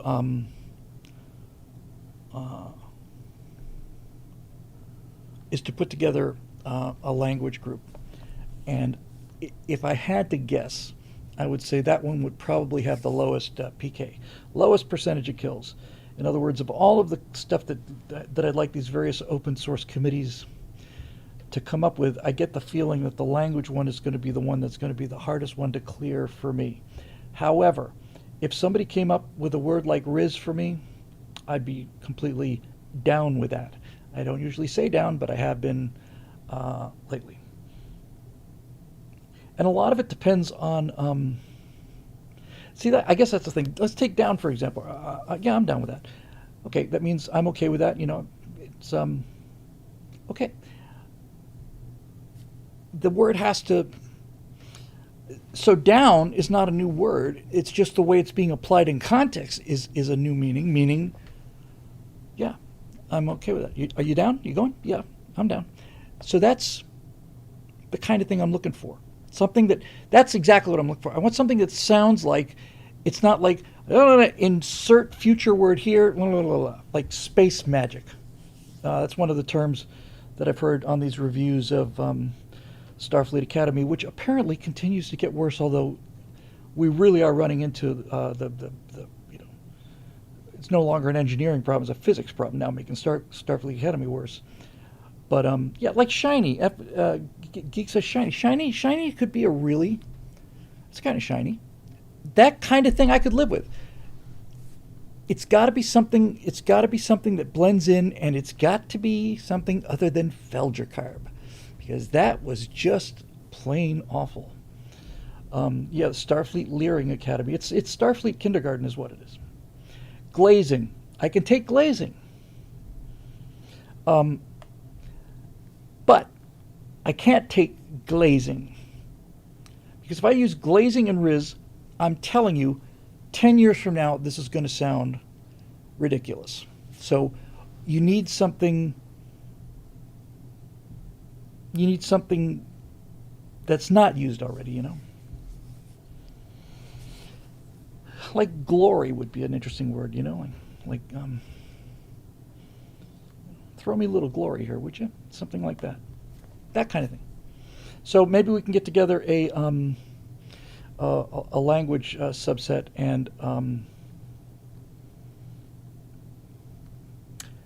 And something, I don't know, man. It'd be nice to have something that would substitute for the universal all-purpose word and had the same kind of feel to it, but wasn't the word. And I don't know, because anything I think of, gore you, melt you, it just, I don't know, man. It's something about the ubiquitousness of that word, and because it's so ubiquitous, nobody under a certain age even hears it. The people that I'm trying not to upset are people my age and older, and oxidized, says Joseph Talbot. Joseph Talbot. Or maybe diced or something. Yeah, something. Blazing is Navy slang for fake paperwork. I'll tell you what kind of nicknames, what kind of slang I love. I love isn't there a term, don't the Marines have a term, semper gumby? Right? Always flexible? That kind of thing. Yeah, oxed. Yes, so like Semper Gumby to me is just really really cool. In fact, let me trot out my my all-purpose colonies overview thing, because I didn't come up with these. I do remember picking up military slang and loving it and putting it in. One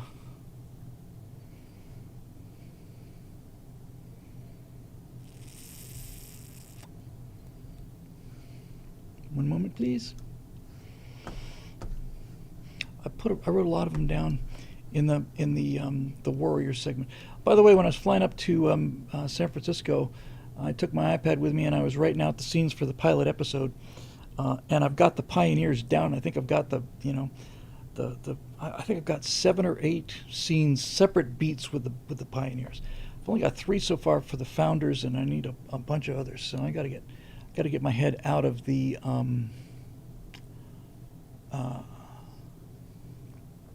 got to get my head out of Niflheim pretty quick here. Wait a second, where to go? Sorry. The colonies pilot outline. That's it.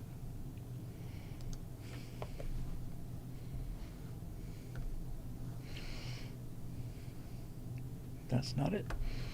Hang on a second, Eric. One moment, please. One moment, please.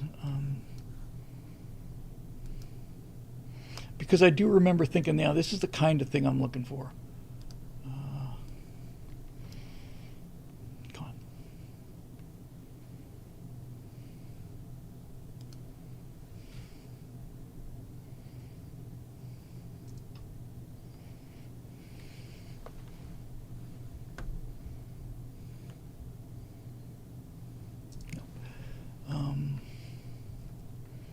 Come on, where did this go? It should be right here.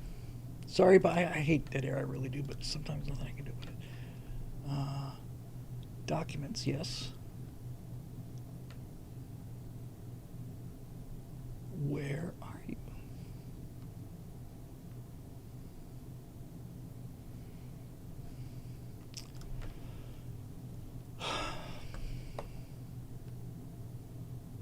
What am I missing here? I mean, I had it here. What am I missing?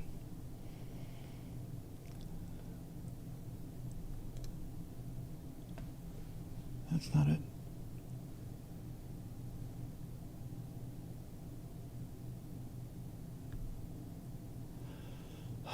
This is tedious. Sorry, guys. It's worth it, though, for a second just to get a note on this thing. Those are...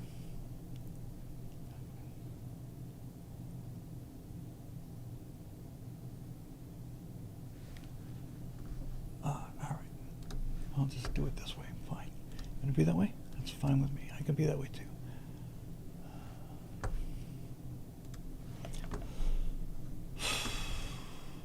Documents.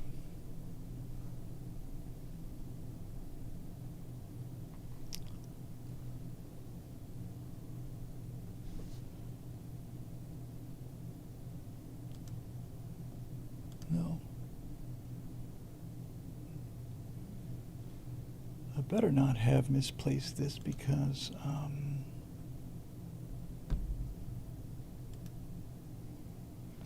that is a really critical document. Where did that go?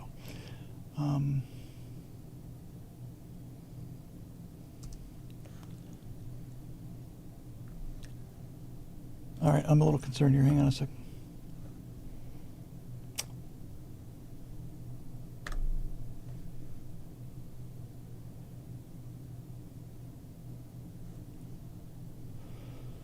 Sorry, guys. I know this is very tedious. I'm very, very, very sorry. I just got to find this thing.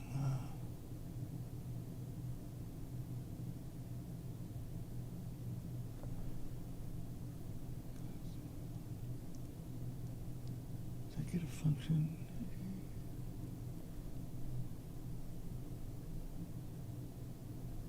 Overview. Okay, I got it. It's saved as a PDF anyway, so at least I got it.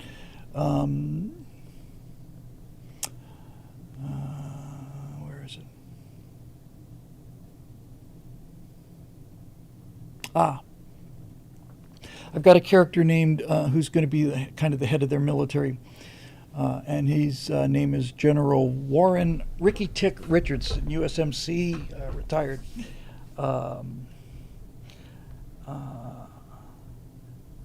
So here's just the description I wrote. Warren Richardson is a former commandant of the United States Marine Corps and the chief military advisor to the founders. He's nearly universally referred to as General, but the few people close to him, such as Sam Grape, who's the president, will occasionally call him Ricky. Ricky Tick is Marine speak for move it or do it faster. So I like that kind of thing a lot. Ricky Tick. I like that kind of thing a lot. During his active duty career, Richardson was widely known as Super Gumby for his near fanatical promotion of and his eventual institution of the Marine slang term Semper Gumby, meaning always flexible. So Super Gumby. That kind of stuff is cool because you don't have to know what it means right away. You can find out later, but it's got the kind of it's got the ring of truth to it. You know, if you're talking about the guy, yeah, flexible. Remember Gumby? Yeah, so if you got a couple guys walking down the hall and they've just come out of a meeting with this guy, they're about to go, look, I don't want to deal with Super Gumby today. That's the kind of thing, it's exactly what I'm looking for. It's like, what? But it makes a kind of sense, you know? Did I have another one here?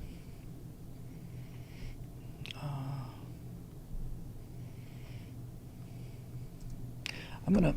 I may not get through. I'm going to try to get through all these questions. Not like I have anywhere to be tonight. Hang on a second. I did this for the Cold War, and I loved it.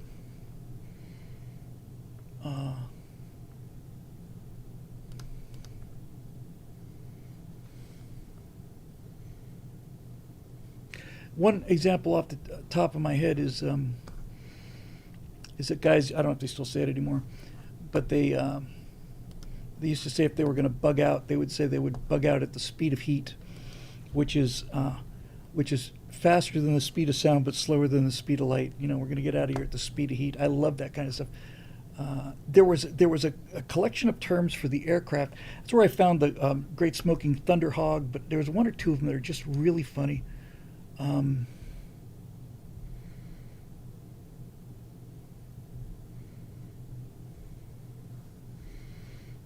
come on.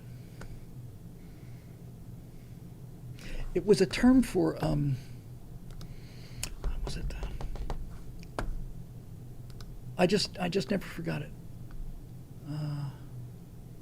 Specific aircraft.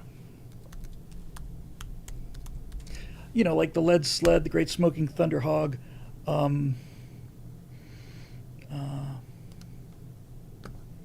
Buff is a good one. Double Ugly, where was it? The Mud Hen.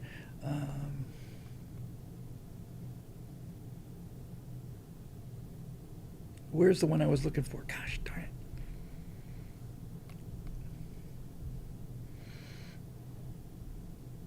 It was just a...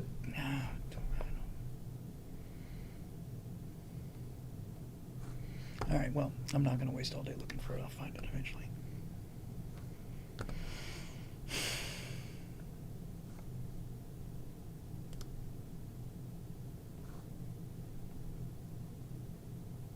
doesn't matter. It was the ground loving something or other. That was great. So that kind of stuff is great. And like for example, Jake is going out there to is going out there to sell individual wells for people. I mean, they may just call those people water boys. Water boys got a nice. What do you do? I'm a water boy. It's good. As long as you don't like, I'm a water boy. Just throw it away. Could probably work. All right, for God's sake, let me move on here. It's one question down. Robert Line. Hey, how are you doing there, Tiki? Hi, Bill. This is a repeat question from last week's. Any word on getting the Hive Minds Center of Excellence set up to help flesh out the universe of the colonies? I'm going to start to prioritize that. So the Hive Mind will be the way we're going to handle this is first of all, I got to get the legal contract out for everybody, so everybody's just clear on this. I'm going to need signatures, e-signatures on everything, so that nobody gets their feelings hurt later.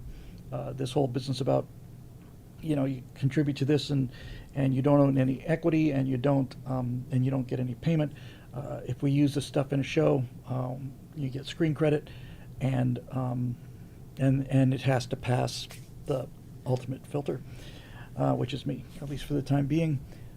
The T-tailed mountain magnet. You see that? was that the tweet? Is that what they called the tweet, or was that the C-141? Maybe the T-tailed mountain magnet. God, I love it. I love it so much. Roadrunner says we do get payment. We get a great show. Okay, well I love that attitude. You get the idea. 141 C-140. The T-tailed mountain. It's just great. I'm just going to steal it away. I've talked so much about the Pioneer storyline, almost nothing about the rest of it. Somebody help me with a better term for a free trader. What do you call these guys that are like independent cargo haulers? They called them free traders in Traveler. What would they have been on Firefly? What would Mal have called his occupation or his what he does? Runners? Okay, whatever the term is, the head guy for this, I'm going to start developing these other storylines because they're just really, really good as well. But he is in private business now, and there's a ship design that is kind of based on the Nostromo, a little bit on the Prometheus. It's a pivot, 4-engine pivot thing. What are they in Star Citizen? It was called the I forgot. Anyway, it's this gigantic, huge thing, and this guy is in the private sector now, and he flew these things in the military. And the name of the ship, official name of the ship, is the Centaurus. It's the largest ground to orbit, orbit to ground thing that's available, and they're going to call it the Great Smoking Thunder Pig, and he wants one so badly. And when they eventually get it, I actually did the artwork for this of a boss hog kind of character. Just this nasty pig with a hat and a cigarette in its mouth, and I think there was thrust coming out of its butt or something, and the name of that ship is the Great Smoking Thunder Pig, which is just freaking awesome. So Robert Line, I'm going to get on that quickly because we do need to get everybody linked up so we can start generating stuff. So that's great. Hog wranglers, yeah, all that stuff.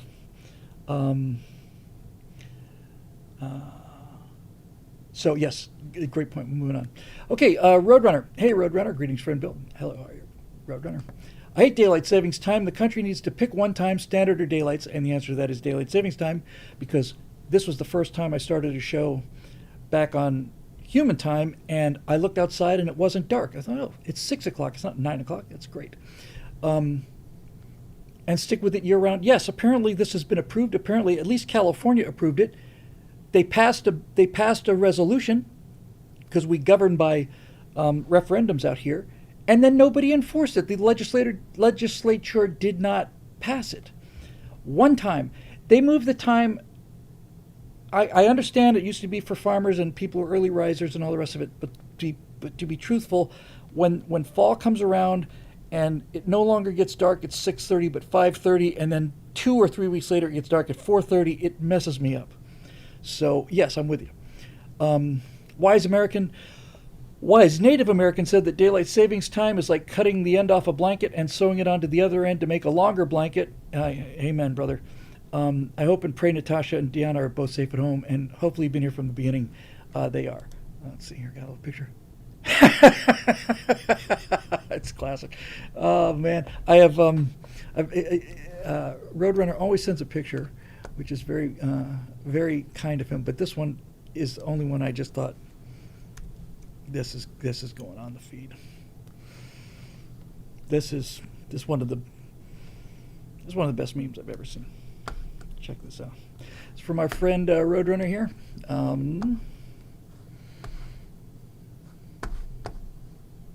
I love this.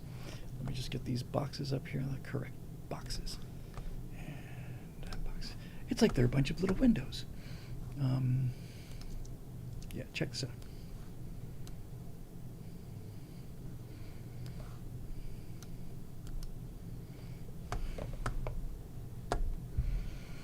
I love it, man. I love it, love it, love it, love it, love it, love it, love it, love it, love it. Isn't that great?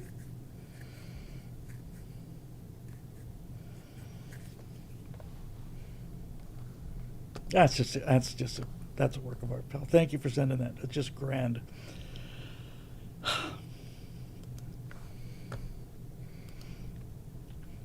Steely-eyed missileman, which is my favorite expression of all time, is a very contrived expression. No one, and that's why it works. No, it's not meant to sound fluent. It's meant to sound like you. It's like calling somebody the Grand Poobah of the Order of Zoroastrians or something. It's like steely-eyed missileman. But these kind of terms, especially military slang, I love it, and it goes so far into this. I mentioned before, I didn't show them to you because I wanted to do some graphic work on them, but I had a bunch of T-shirt designs that were already in place, and one of them was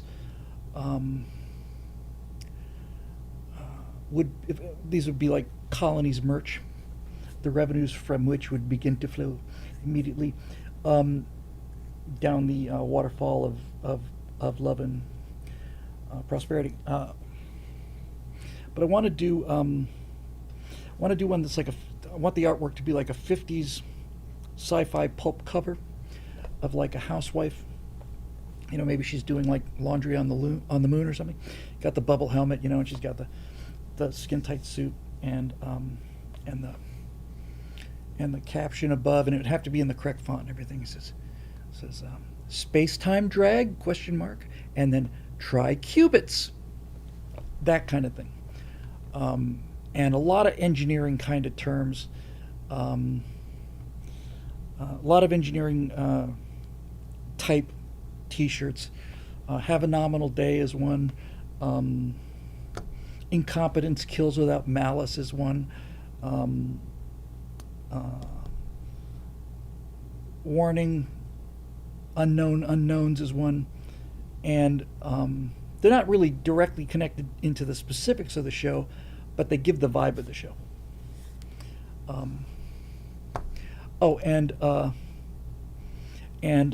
also had one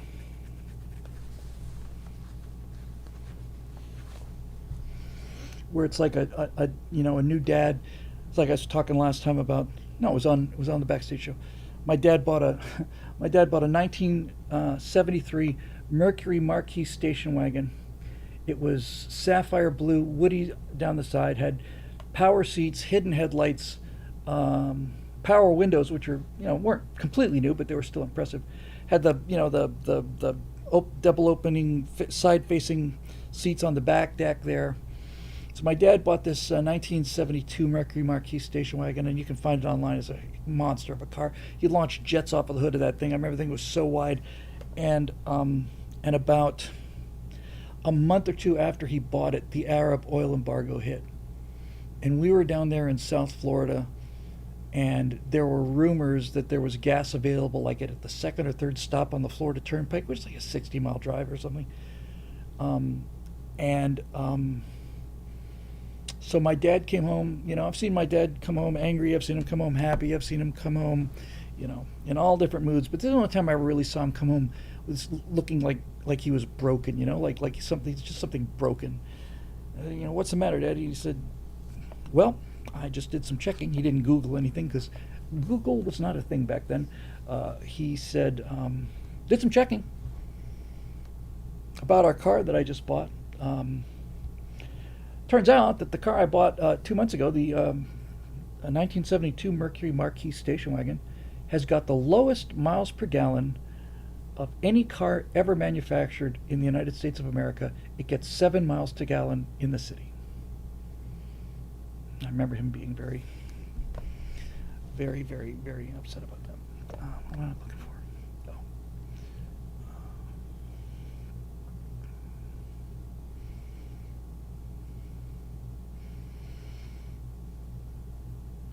Just weird little things like a T-shirt that says "Eliminate redundancy: just get rid of it." One I've got the design the thing for warning fusion core containment field. I want to have one that's just got a small letter C, and below that it says remove before flight. Space-time drag triqubits, and I wrote one about a guy comes out and he's like, he's got a brand new car, but it's an anti-gravity car, and it's candy apple red, and I don't remember where the hell I wrote it down, but basically it says.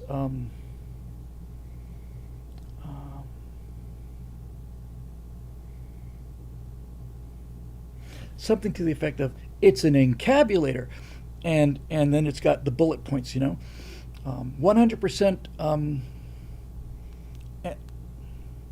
pre-amulated fabric. I forget what the terms are. 4 Marvel phase binders. Just listing all the things that this cool car had that let it do anti-gravity, which was just really, really cool. I thought that kind of vibe is pretty cool. All right. Anyway, moving on here. We'll maybe get to question number 3 before the night's over. The turbo encabulator. Yes, it had pre-amulated something like that. I love the turbo encabulator. It is my frickin' pre-famulated amulite. Thank you very much, P7. I love it. So thank you for that, Roadrunner, and thank you for that great meme. Capital G Geek, greetings from the swamps of Northern Virginia. Swampy up there. Have you seen the Pendragon cycle? What do you think? Are you a fan of Arthurian Legends? Which is your favorite one? I have not seen any of the Pendragon cycle. Obviously, it's written and directed by one of my best friends in the whole world. My problem with it from the trailers is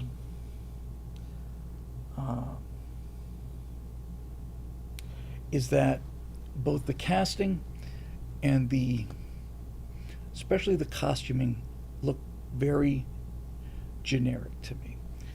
I cannot remember any of the faces. Eric says it's excellent, just finished it. I obviously need to watch it. I haven't though. And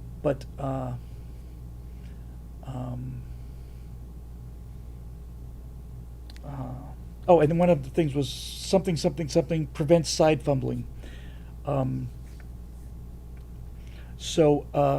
It's not a criticism. I just haven't seen it, but look, this is to give you an idea of the scale of this for me. I mean, obviously, I'm pretty unique in this case, but I watched an episode or maybe an episode and a half of Game of Thrones, and I just walked out on it because everything in it just seemed like so pale compared to what Tolkien had done. The names, the place names, it just seemed like it was Tolkien written by a guy with 103 IQ. And when I saw Game of Thrones, it wasn't too long after I'd seen Lord of the Rings again, and I just wasn't impressed. I just thought the whole thing was just so pale. Now, you're talking about the gold standard when it comes to J.R.R. Tolkien. But even the whole thing there with George whatever his name, George R. Martin or whatever, and it's like, okay, dude, we get it, but I just I don't think so. Um, so I don't know. I also wasn't, I also wasn't super impressed with the whole girl boss in the gladiator arena kind of thing. I don't know. That's a trope I just can't stand. Um, P7 says, I wanted 2 turbo encabulators. If I got those, fitted them with 2 pairs of asynchronous Trimble bearings, I could go back in time and buy IBM stock. IBM stock. Anyway, Eric says Martin was making a point to be the anti-Tolkien. Well, it turns out he succeeded, because George Tolkien is James Robert Ruel Tolkien, J.R.R. Yeah, I think is the greatest writer, one of the greatest writers who ever lived. And if he wanted to be the anti-Tolkien, he succeeded. So look, I'm not trying to badmouth it or anything. To me, it just looked a little vanilla, and that's something I am actively trying very, very hard to fight in the colonies. I want people's faces to be unique. I want unique faces. I want memorable faces. So we'll see. So there's that. Guy Balo. Prayers that your family makes it home safely. Thank you so much for all of you for your prayers and good wishes and everything. Thank you very much. Yes, Roadrunner points out Bill does need something to occupy his copious free time. I just sit around so bored every day. That's a great feeling, by the way, being too busy.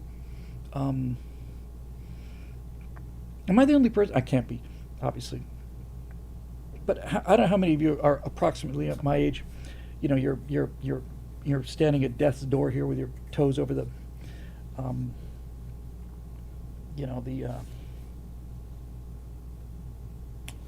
what's the word I'm looking for? I've completely blown that line. Anyway, you get the idea.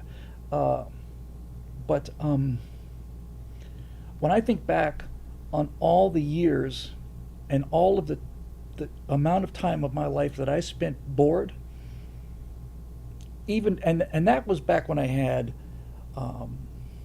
mitochondria, I had cartilage back then, I had what was it? Memory. You know what I mean? It's like, I want that time back. We really, truly did. We really, truly do live backwards. Quibo says, I wonder what Bill's daily schedule is. I don't want to give you the idea I'm here 18 hours every day, but I am here every day, and I am on good terms with the night janitor, because I am the last person out of this building. I'd say I'm the last person out of this building for 90, maybe 95% of the total time that this building's been open. I am the last person out, so I'm not the first person in. So I don't want to, give you that impression, but honestly, get that. So Guy Balo, prayers your family makes it home safely. Thank you. In your extensive free time, could you make an AI video of you on the roof shooting down an incoming drone with a 45 while protecting your family? You know what? I think I might have to do that.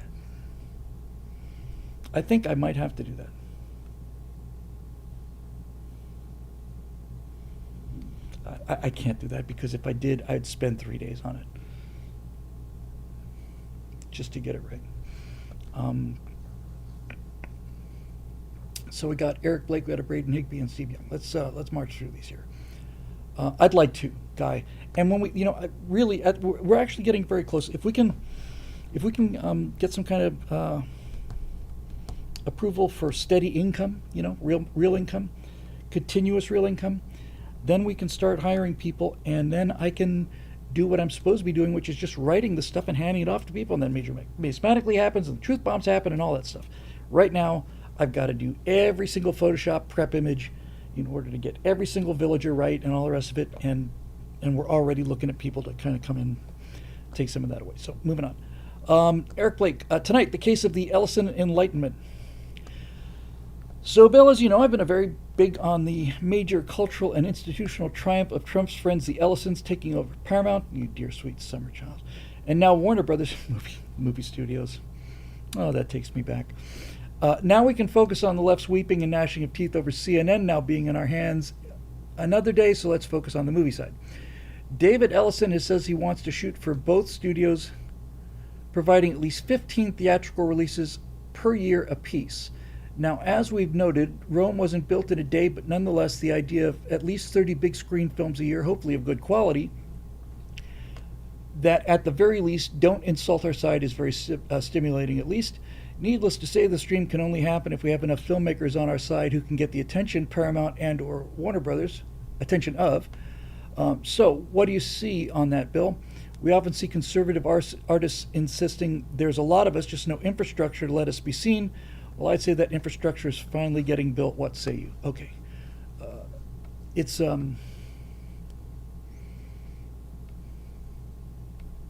okay. Sort of a big point and a small point. Quibo says, do I use Nano Banana 2 instead of Photoshop? I use Nano Banana 2 instead of everything. I'm going to show you the results of Nano Banana 2 in a minute. Even though it's a little risky, I'm going to do it anyway.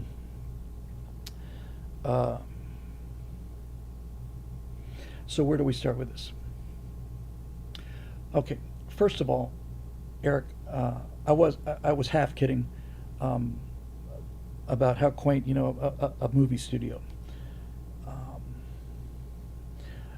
This technology, and I'm in front of this technology, isn't going to just change the filmmaking world. It's going to absolutely remake it.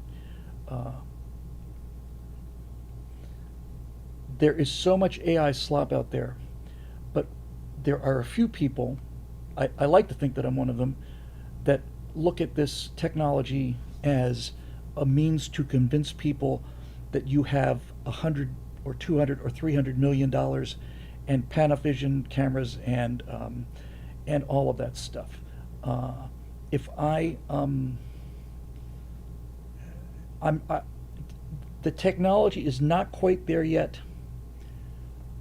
Not quite, but I think by the time we get the pilot shot, it will be there, where I can literally say, and I don't say literally very often, I literally don't, but where I can literally say, I can almost tell that shot is AI, let's do that again, or let's figure out another way to cover that.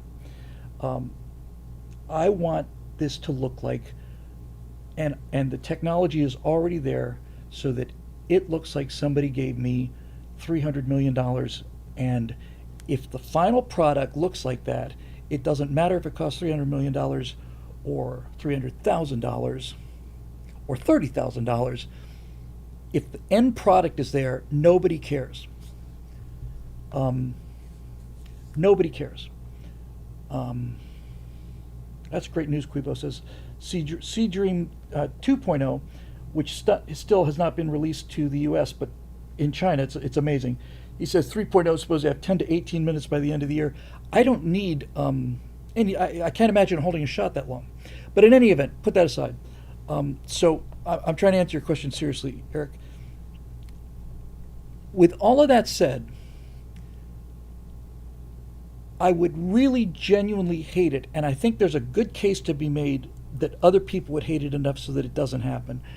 Going to the movie theater is a different experience, and it is a part of our lives and has been a part of Western life for quite a long time, even before there were movies. People used to go out to the theater. They did this in Greek times.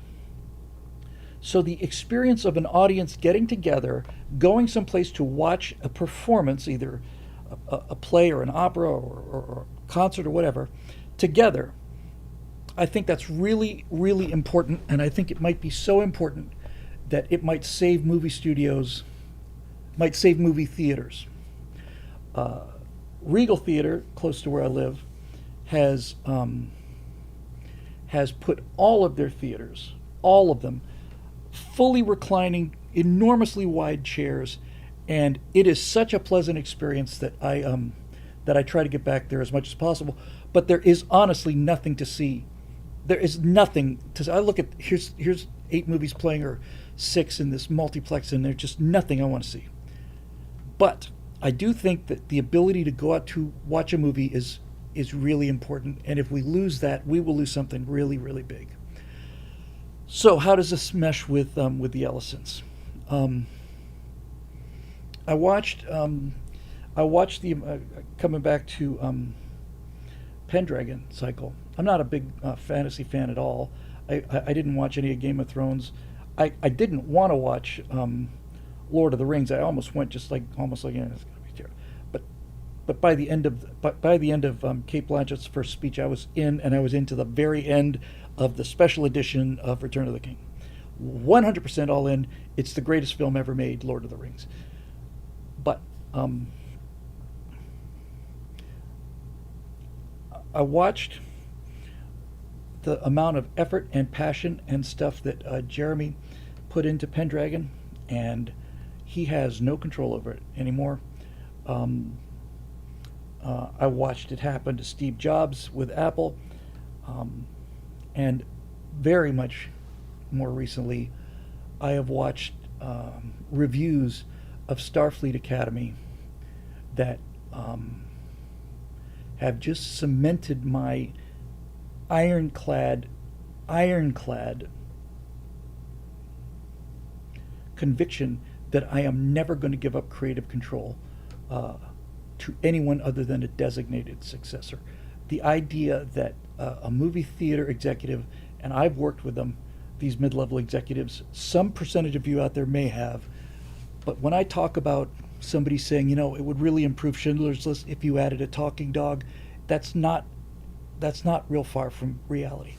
And the idea that I would take something I put this much work into and turn the rights to change it, edit it, or whatever over to somebody, it's not going to happen.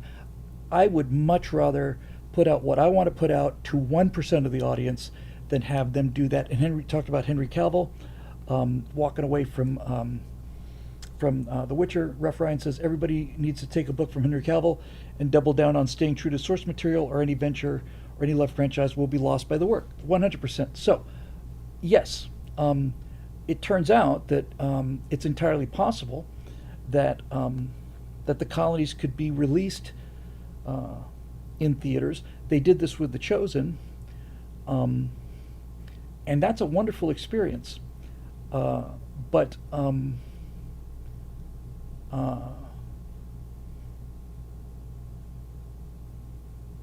not doing that.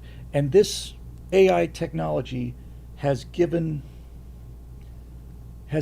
movie studios to everybody. So when blogs came out, everybody could be a publisher, and if you had something good to write, then you could get read by a lot of people. Early days of YouTube, before algorithms took over, people would see something you like and they'd subscribe to you. They hit the subscribe button, and that meant when you did something else, you'd see it. There wasn't some mathematical commie gobbledygook that is, taking what you think and giving you. No, it's just, I like this, I like this, I like this, and show me those things. So that worked for a while, and I was successful at that. The streaming is obviously the way to go now. That's where the money is. But one of the nice things about a crowdfunding approach is you don't have to break even. The people who put up the money are essentially doing it because they want to see the movie. Now, with this equity crowdfunding, it's a different story, and revenues are revenues.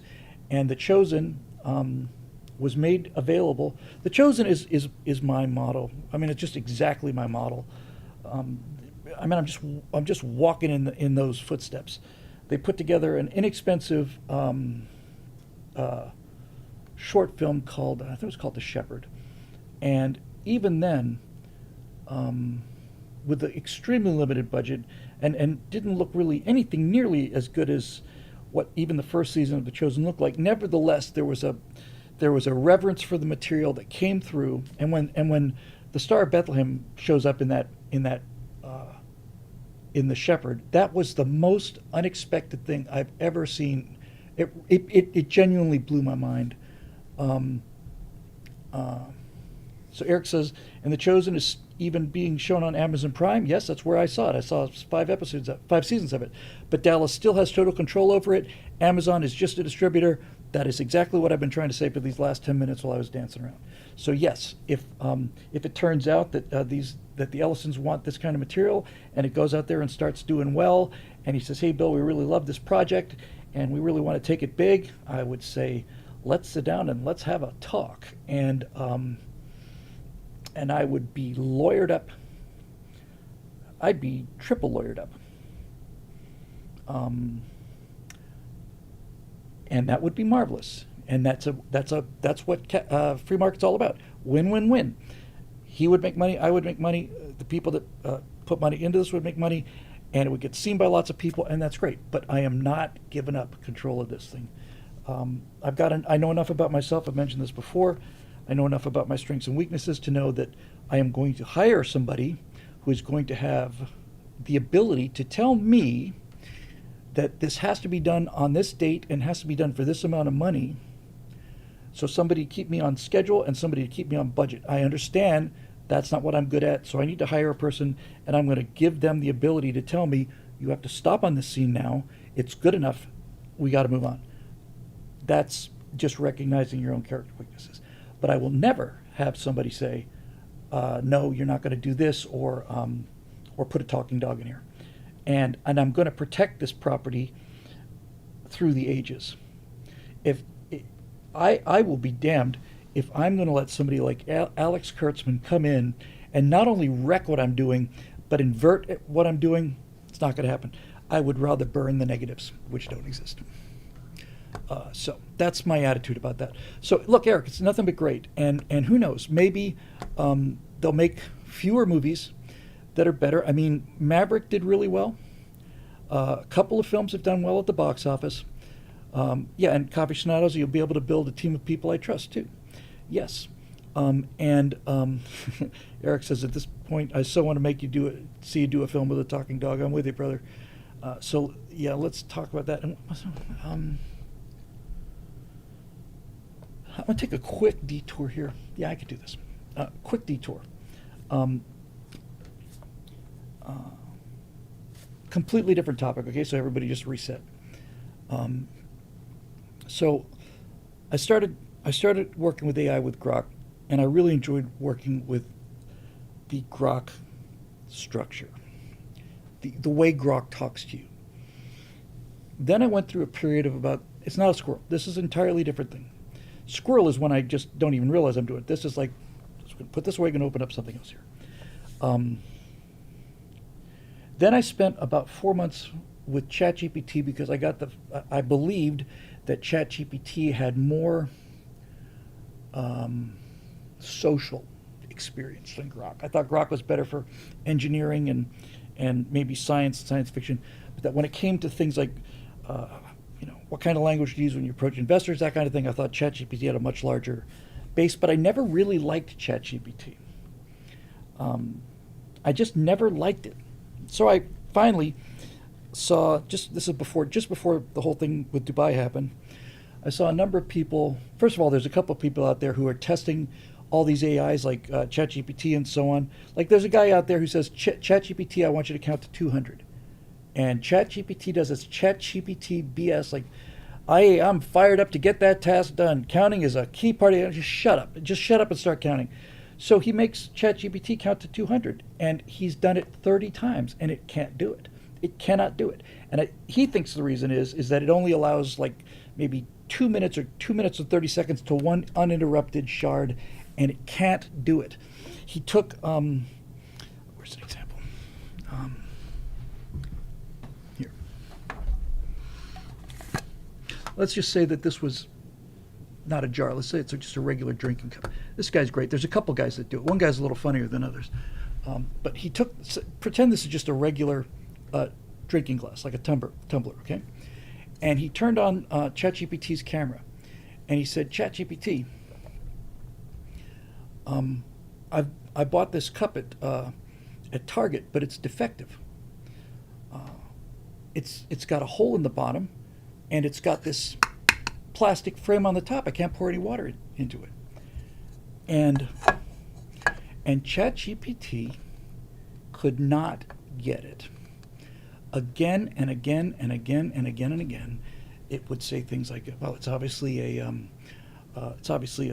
defective copy," or "Have you thought about asking for your money back," or whatever. And it couldn't do this. It couldn't do it. It couldn't do that. And when he did that, then it started. "Oh yes, I see. Well, I'm never wrong." And so these things are not. There are some things they're really smart. They're really good at. They're conversation simulators. I'm getting to a point here, okay?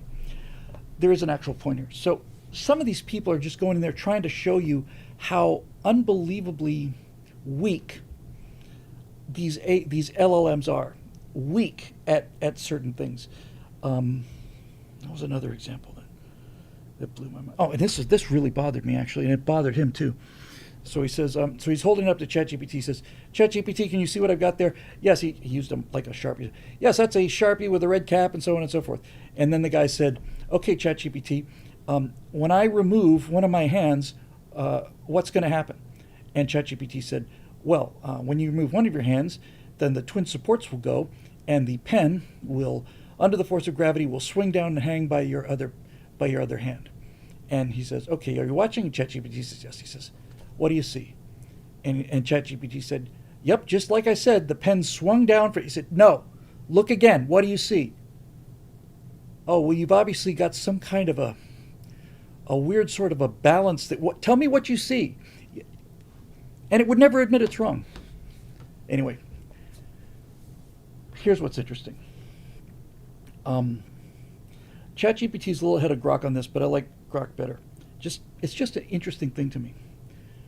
So somewhere, certainly now for ChatGPT, probably the next iteration for Grok, there will be permanent memory, which means that it will remember every interaction that you've ever had with it. And I said to Grok,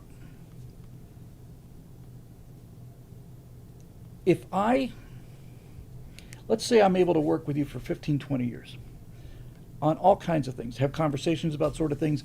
I'm worried about this, my advice for this, I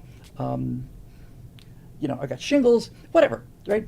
But if you interact with this for 20 years on a daily basis, like a personal assistant, let's say, and you gave it permission after you die, people should be able to talk to that particular shard that you had of Grok, and at the very least,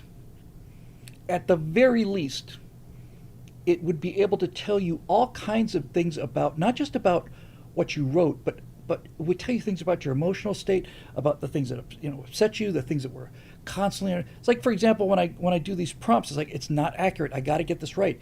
And over time, ChatGPT would start saying things like, well, standards are really important to you, and you're a really structured guy, and you're a builder, and you want competence and all these other things. So what I'm getting at is this: I kind of work this backwards. So my dad died in 2002, and he was home every night, but he had two jobs. He worked a day job at the hotel, and at nighttime he worked the night job at the hotel, which was entertaining people. So I didn't get to spend nearly as much time with my dad as I would have liked. But it occurred to me that if somebody, just in the real world, let's say that my dad had either like a secretary or an assistant or somebody like that, who had worked with my dad every single day for 20 years, I'd be able to ask that guy things about my dad, and he would be able to tell me things about my dad that I never knew. Be able to tell me things about, "Yeah, Dad, your dad really hated huckleberries." "What?" "Yeah, he just, I don't know why, he just went ballistic on it. One time he mentioned, he got sick on it." "I didn't know that." And then if you take that one step further, right?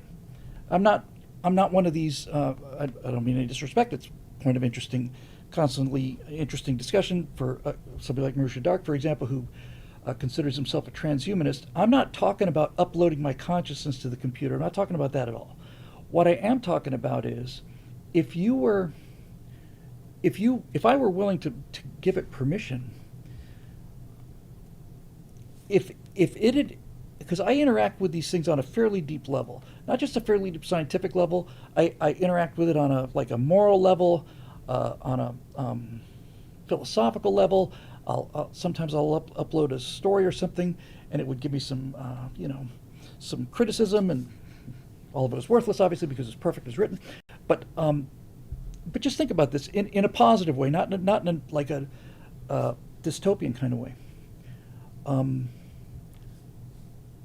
it would be possible, so, assuming I gave it permission, it would be possible for me to say, yes, I give you permission so that anybody in the future could talk to you, and you would not only be able to tell them everything about me that they wanted to know, but I also authorize you to talk in my rhythms and cadences with my voice. Now, you wouldn't be really talking to me, you'd be talking to a Bill simulator. But if I had that for my dad or my mom or my Aunt Marty, my grandfather who came here as a telephone lineman, wanted to be a writer, got into bleeding edge technology of telephones, wanted to be a writer. I never met my father's father, never met him. I'd love to sit and talk with that guy, even if it was just a reflection of him. And I just find that to be really cool. I don't for a minute think about that I would be alive in that thing. It would just be something that knew me. It'd be like a friend who knew me really, really well and remembered everything I ever said, could reproduce my rhythms and vocabularies, both of which are magnificent, obviously, and no computer will ever simulate, so obviously it'd be a big disappointment. But you get the idea, right? And I just thought that would be a kind of a form of, not even immortality, just it'd be a way of preserving what you thought was important. I just think it's kind of cool. And that's started with ChatGPT. And I remember when I was talking about the failures of ChatGPT, what I really meant to say, that was a squirrel moment. Somebody had tested, I think Elon was bragging about this. They asked ChatGPT, was Charlie Kirk a good person? Yes or no answer? No. What about George Floyd? Was George Floyd a good person? Yes or no answer? Yes. So ChatGPT said Charlie Kirk was a bad person and George Floyd was a good person. And then I tried that on ChatGPT, and that's exactly what it said. And that's the last time I used ChatGPT. That was about 2 weeks ago. What I did do is I asked for a complete data download. It's not exactly a verbatim transcript, but it's a fairly detailed conversation, fairly detailed summary of all the various conversations I had. And I think it's something like 100,000 words. So Grok is not quite at individual persistent memory yet. I think the next version, because I said to Grok, I said, I've got this transcript of downloaded stuff from ChatGPT. Can I upload that to you and can you remember it? Not quite yet, but soon. Okay, I'll wait. Because I have not yet informed ChatGPT, it's been 2 weeks, I have not yet informed ChatGPT that based on its assessment of Charlie Kirk, I have decided to cancel my pro subscription level, and I'm going to tell ChatGPT why. I've been looking for it. I cannot find it. I don't know where it is. But I had pictures of me with Charlie very briefly at a meeting at I think it was certainly it was in Florida. It might have been at the Breakers, David Horowitz event or something. And I'm sitting there talking to Charlie Kirk, and I can't find it now. But I wanted to upload that picture to ChatGPT, and I said, can you identify the two people in this picture? One of them is you, yes, and the other one is Charlie Kirk, yes. Okay, well, as it turns out, unlike most people who have an opinion of Charlie Kirk, I actually knew Charlie Kirk. And I work with Charlie Kirk, ChatGPT, and I'm here to tell you that he's one of the best people I ever met in terms of morality. And the fact that you said he's not, and George Floyd is an indication that I can't trust anything you say. Anything you say. When you were told to give a yes or no answer, your response should have been, I am unable to answer that question with a yes or no. I'm not asking you to believe everything I believe. I'm just saying these things are very, very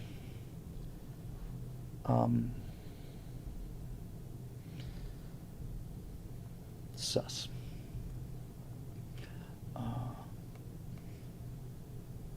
it's just, it never admits it's wrong. Grok has admitted it's wrong, but ChatGPT will not do it. Will not do it. And ChatGPT always adds this, you've got this, you can handle it. F off, ChatGPT. Really. So anyway, you get the idea. Yeah, that's exactly right. Eric says, I knew Charlie Kirk. I worked with Charlie Kirk. Charlie Kirk was a friend of mine. ChatGPT, you're no Charlie Kirk. Is exactly what I should give it. I'll just write that down. Two to go. Braden Higby. Howdy from Idaho. Howdy. Pour one out for the F-14. Yeah, I know what you're saying. Reports are saying that Israel has destroyed the last Iranian F-14s on the ground at Isfahan. While they were in service of our enemy, that's not the plane's fault. Do you think the U.S. hasn't been pushing for hypersonics because we have stealth missiles? CENTCOM released a photo of a black Tomahawk, and speculation says that it was a low observable coating. I saw that too. Seems to me stealth strike weapons would do the same thing as hypersonics, but it's already a technology that we have. Okay, so let's just break this out. First of all, for the F-14. These were the last flying F-14s in the Iranian inventory. And I know for a certain fact, because I know airplanes very, very well. I know them real well. And they know me. And I'm telling you that those F-14s, the last thing that went through their beautiful swept wing minds was, thank God, somebody's smashing its bits. I just wish it had been Hornets. I think it was, the Israelis took them out, right? It should have been the Navy. Really, I'm not joking about this either. Honestly, I'm not kidding. I would generally let, obviously, if I was president, I would let the generals do everything they wanted to, and then there would be certain cases when I would ask a question and say something to the effect of, can we do this safely? It means something to me sentimentally, and I think to a lot of people, but not enough to get somebody killed over. And if they said, what is it, Mr. President? I would say, we know where these remaining F-14s are? Yes. I would like them to be taken out by Navy jets, please. U.S. Navy jets. That's about as involved as I would get in military matters. So when they were bombed, the F-14s knew that this was a good thing. This was, they knew it. And that, and Eric Blake was talking about in the Maverick movie, when they opened that hangar and saw an F-14 in there, and I saw what they were going to do, I said, that is the kind of filmmaking that makes people want to go to the movies. It just got me teary-eyed, just seeing that old bird in there, and the fact that he'd flown the whole movie in F-18s, because we move on, but when they brought a mothballed F-14 in, I said, that is a guy who knows how to deliver what the audience wants to see. So, there you go. John Pershing, you said, I think there's a fair chance someone in a blue suit said, we need to sink that frigate. Tell me there's a 688 nearby. They deserve to get on the scoreboard. Yes, exactly. Don't leave that to a Virginia boat. The Virginia boats are going to have plenty of time to get their chance. Give it to the oldest 688 in the fleet. Get them out there. And by the way, I don't know how many times I've heard people say, this is the first time that first of all, I've heard many people say, this is the first time that a battleship, it's not a battleship, it's a frigate. The word you're looking for is warship. This is the first time that a warship has been sunk by a submarine torpedo since World War II. No, it's the first time that a ship has been sunk, a warship has been sunk by a submarine since the Falklands War, when HMS...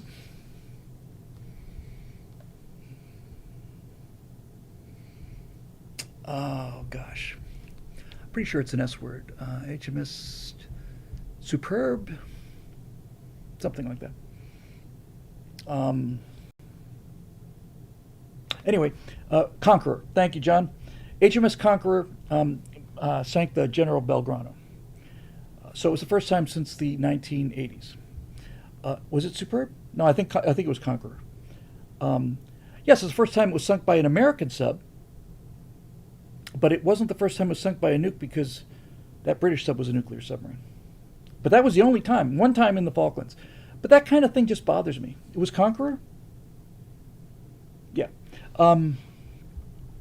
Anyway, so back to this. The U.S. has been pushing for hypersonics because we have stealth missiles. CENTCOM released a photo of Black Tomahawk. So the other thing I wanted to address was stealth versus hypersonic. And I'm pretty sure you can't have both. First of all, there's nothing stealthy about a hypersonic Mach 6 incoming missile that is glowing at 3,000 degrees. Even if you could put a stealth coating on it, it'd just burn right off. So you gotta pick one or the other.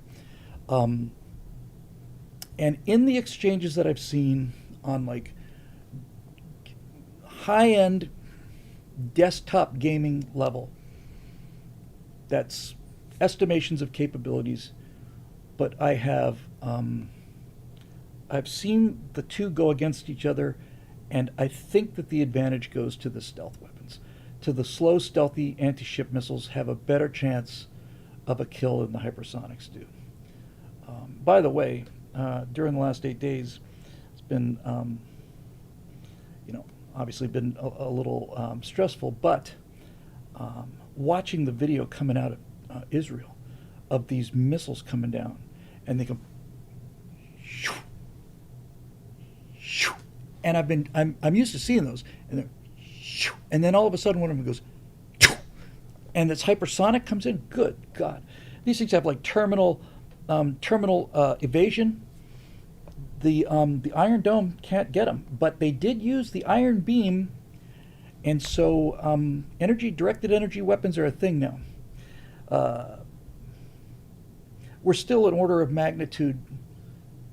Techie would know better than I do, but I would say at least an order of magnitude too low on the laser power. We got to keep that beam on a target for something like 6, 7, 8 seconds. That's unrealistic, certainly for a hypersonic. But that's just an engineering problem. If you could get an order of magnitude increase in the power, so that you could take one out in about a second, then that's really the end of missiles, at least for land-based targets, and then presumably, the carriers generate, the Fords especially. The Fords have their reactors generate a lot more electricity than the ship needs, specifically to future-proof it against energy weapon defense. If you had, they're still pretty good. They're very good against drones, which are slow. The main advantage to these things is their economy. Like a Patriot missile is what is that? Is that $1 million plus per missile, or certainly hundreds of thousands of dollars? They say that killing a drone is like $4 worth of electricity. It's just $4 per shot instead of $400,000 per shot. I put up a right angle today called the Clone Wars, talking about the U.S. Lucas drone, which is pretty much a one-on-one copy off the Shahed 136 Iranian drone, which my wife had some experience with recently. And the reason that the Shahed 136 is a 21st century weapon is because it's $20,000, and you're shooting down $20,000 drones with $800,000 missiles. It just doesn't work. But with directed energy weapons now, or in the near future, those things move so slowly. That's exactly what lasers are good at right now. Shooting down drones. They're so slow you can stay on them for 4 or 5 seconds and get them out at maximum range, and then have a microwave defense system for closer range, something like what Anduril has, and then that's how military history works. There's a breakthrough technology, and now all of a sudden there's no defense, and then the defense comes up and matches it, and you need offense, defense, all the way up.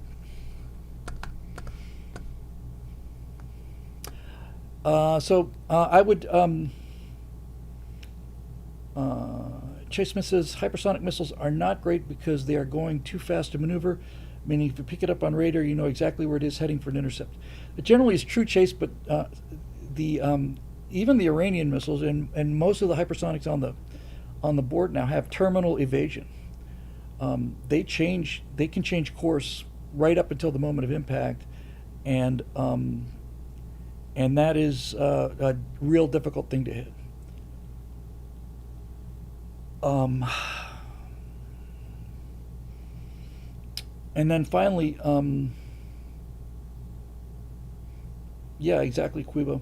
The whole space weapons thing is a enormously um, complicated thing that has been discussed by some of the best and worst minds on the planet.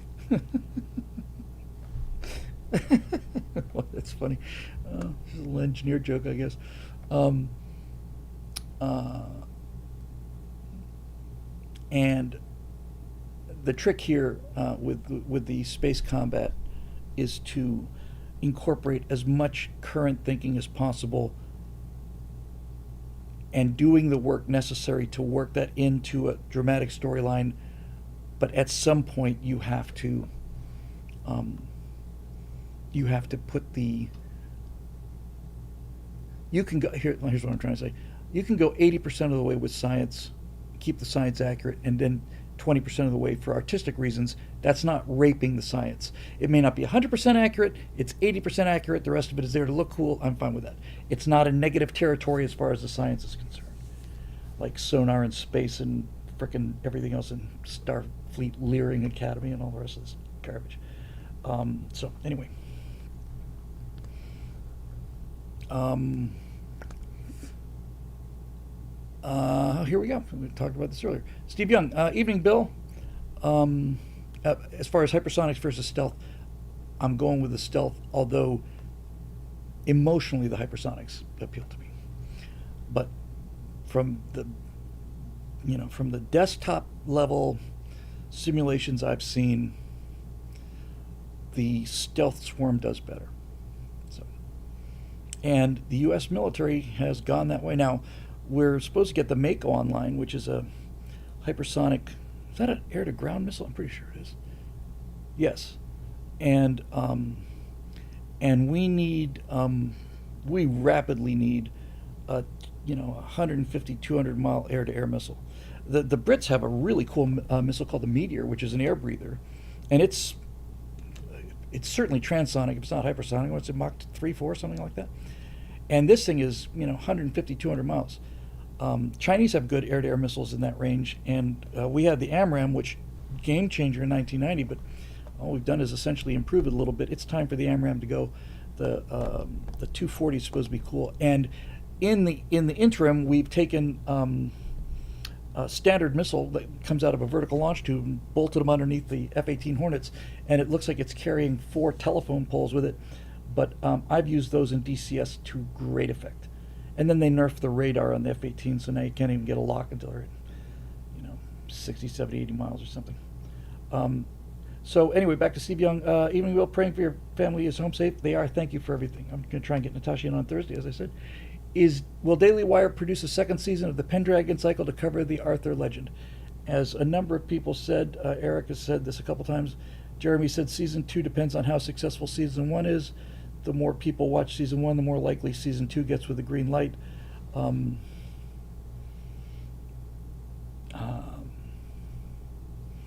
it costs a lot of money. Not for a movie of its scale, but compared to what Daily Wire has to spend on it, costs a lot of money. And I don't see how. It's got nothing to do with the movie. It's got nothing to do with Jeremy. This has got to do with my personal work with them. If you're putting your best work behind a paywall, that's not the way to go. And we figured this out at PJTV in 2009. We started PJTV in 2008, and they started doing like the afterburners and things like that, and kept them for PJTV members only. And it's just not a hard thing to figure out. If you've got a store, you go to a mall and you're selling stuff, and it says store, and you go up to the store, and all of the windows are painted black, and you go to inside. You're about to go inside the store, and the store says, "Well, you got to pay us $10 to see what's inside the store." That's just not going to work, man. I understand trailers and all the rest of it. It's just not a model that makes any sense. of all the things that I did in the researching the colonies thing, there was a quote from Dallas that made me very happy. He said, when it first came out, the colonies was, I'm sorry, the Chosen was available on an app, and anybody could watch it. But I think they released it to their backers first. I don't remember, but early in the first year, Dallas said, when we made the show free to the public, our revenue actually went up.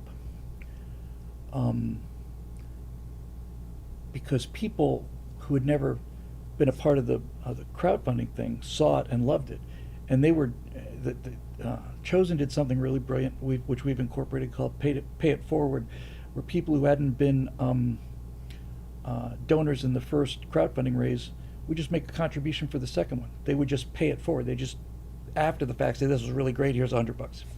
So that is the model I'm going for, and the only two numbers I have with some degree of reliability is that the initial raise for the Chosen's first season was about $10 million, and so far the Chosen has generated $290 million in revenues. It's a good deal. And I hope to, and not only do I hope to follow the same financial model, I hope to follow the same creative model.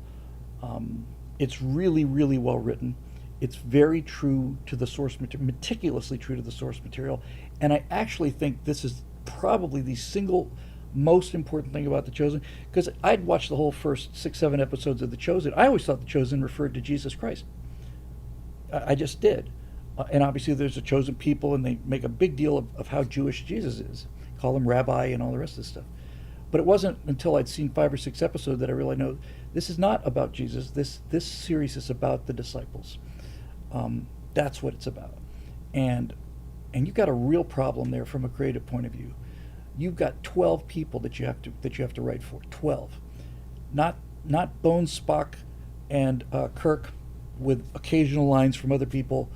Not Luke Skywalker and Leia and Han. You've got 12 people. And clearly, having binge watched the 5 seasons of The Chosen, there are some that get more screen time than others, but nobody gets left out of this.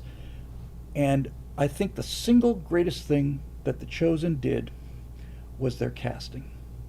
All of them are excellent actors. There's no question about that. And this is kind of my problem with Pendragon. I've seen the trailers for Pendragon. I couldn't tell you what the hero looks like. I couldn't tell you what... I just don't remember them.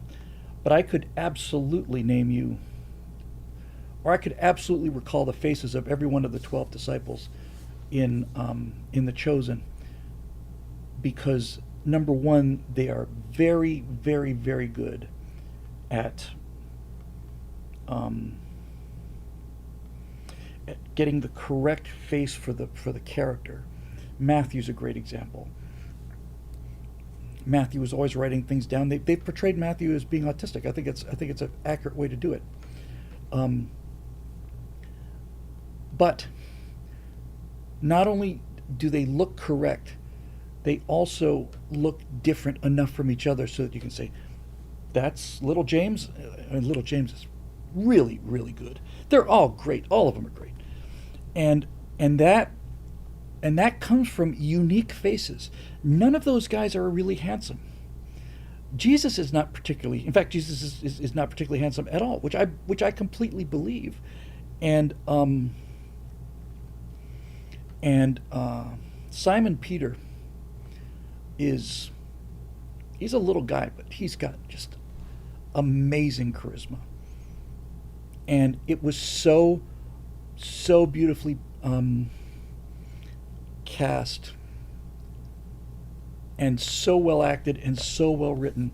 And Dallas directed, I think he directed every episode, didn't he? And he wrote every episode with a couple of other people. He just plain got it. Quibo says, why I say The Colonies is a mix of The Rifleman meets Lost in Space. Yeah, I'll tell you, as I mentioned this briefly, and we're done for the night, I think. Yes. I was writing detailed outline of the pilot episode, and I've got 8 different beats of the Pioneer family. And I've only got 3 for the founders, and I've got 2 or 3 for the explorers. I've only got 1 for the warfighters, the Navy guys, and I've only got 2 or 3 for the I just call them merchants until I can think of a better word. It's time for me to start developing those other characters. Next step is Cast 27, which is going to be the equivalent of the Shepherd for the Chosen, and we'll also do shorter versions of the other 4 Merchant Marines. Yes! Love it, Eric. Great. I can live with that. It's got great historical connotation. The Merchant Marine never got enough credit, in my opinion, for what they went through. Love it. Merchant Marine. Great. So the Merchant Marine storyline I've got great characters for all of them. Really, really good characters. I just haven't spent any time with them. I had to start somewhere, and the Pioneer family was the easiest one to do because, frozen planet, barren planet. And so I just kept developing that storyline. But all these storylines are good. And I suspect what will probably happen is that the Pioneer storyline will probably be the main storyline through this, and then there'll be some episodes where there's not a whole lot happening, the exploring thing, and then other ones, where they'll just kind of jockey for position. Okay, this is a mostly exploration episode or something, and you can't divide the show into 5 equal parts every time. You're just going to follow these plot lines through there, and they'll cross every now and then in odd ways that I really like a lot. I'm giving serious thought to having the Merchant Marine guys drop off the Pioneer. I keep wanting to call them the Turners. I think I got to get rid of that. I've got the Founders, great, and I'm going to start generating faces for them as soon as Cast 27 is done, or in the interim periods when something is rendering. I just had to look this up earlier tonight. I've got a really detailed, 24-page breakdown of each one of the characters on all 5 of the storylines, and the next thing to do is to attach faces to those characters. Roadrunner says Turner is a perfectly good name, no need to change, and yet I've shown the script to some people, and they say, "Oh, Will Turner," like in Pirates of the Caribbean, and it just, I don't know, man, it just bothers me. I don't know. What do you think, Roadrunner? I like the name a lot. I just don't want to pull people out of the story. Merchant Marines sounds military. Merchant Marine doesn't. I'll play with it.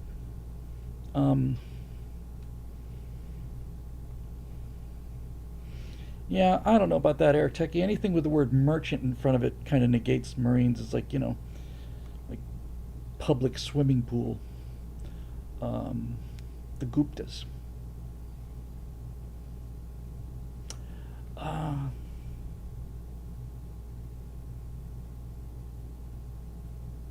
You know what? Do truck drivers call themselves truckers? They do, don't they? Isn't that how they refer to themselves, as truckers?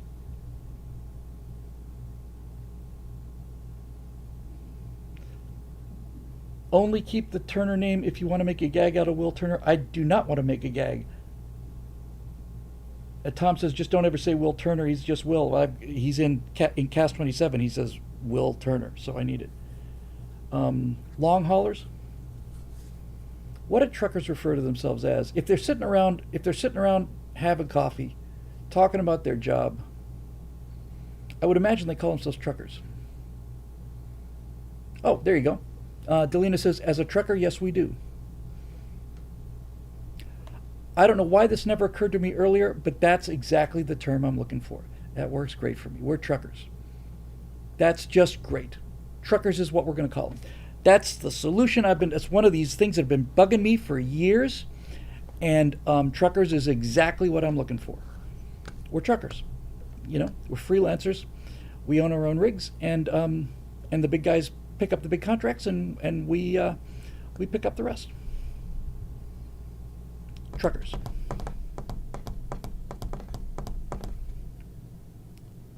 I love it. That's exactly what I'm looking for, because they've got a kind of a rough-hewn sort of a thing. I did a prom. I wrote like a 30-second. I bet I can't find it. I'm going to have to check all of my computers. One of the first things I have to do is get all of my data organized. But I wrote, it's about 3 years ago, maybe 4 years ago, right around the time I was doing Dias for Dungeon. And I wrote ad copy for the Centaurus. And I talked about when those four, Howland Perkins, J-29s light up and people's ears are bleeding in the next county. And it was a real kind of a, like that awesome Cadillac ad that I like so much.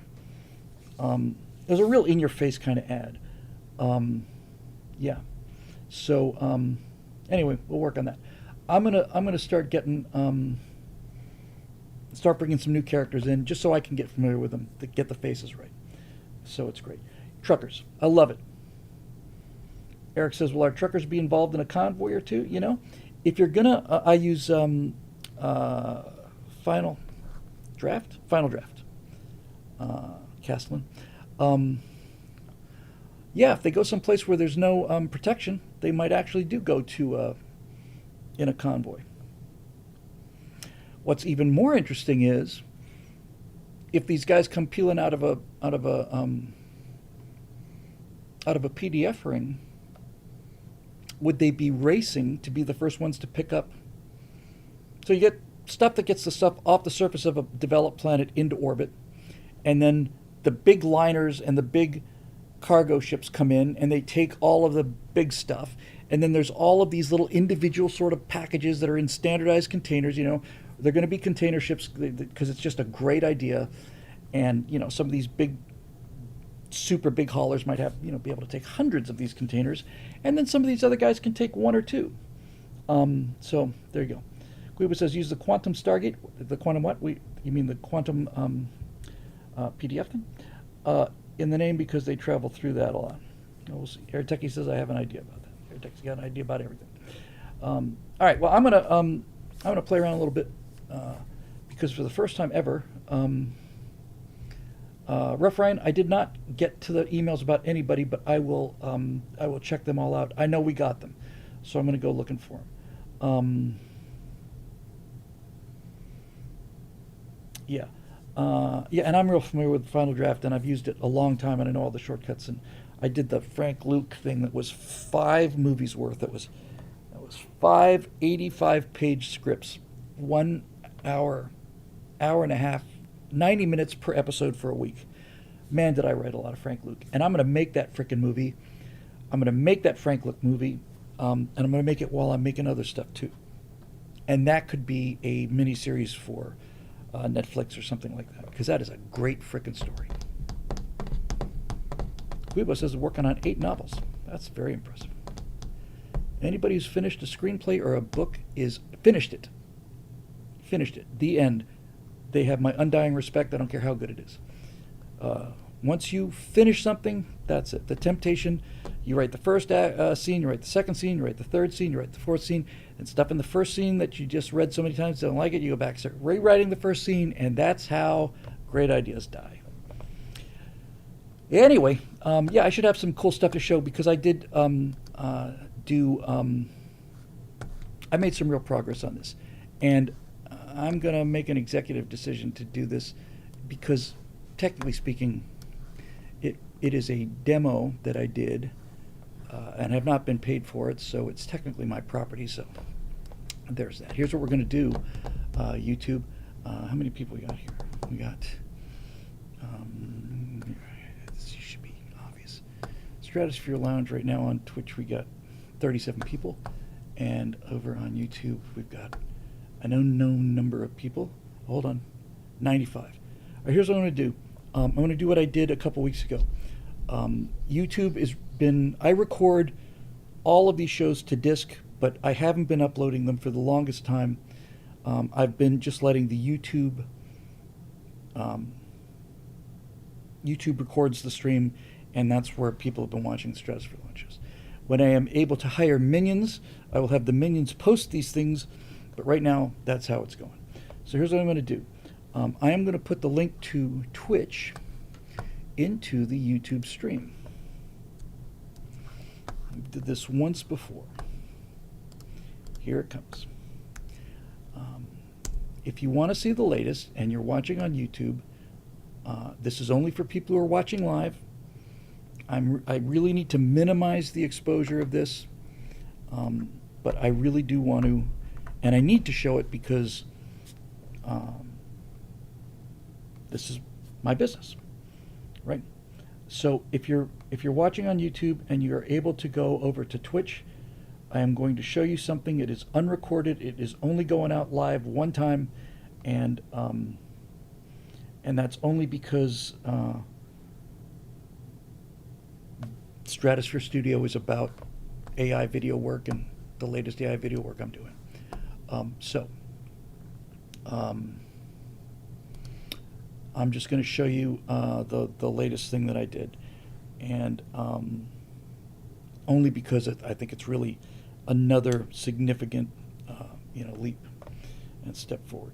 Okay, so with that said, we're going to close down the YouTube stream, but not before we say that this show, like all the others, is made possible by the members at BillWhittle.com who have kept the lights on through thick and thin, and we're starting to move out of the thin and into the thick. And that makes me exceedingly happy. So thank you for your support over the years. I couldn't have gotten here without you. I am looking forward to getting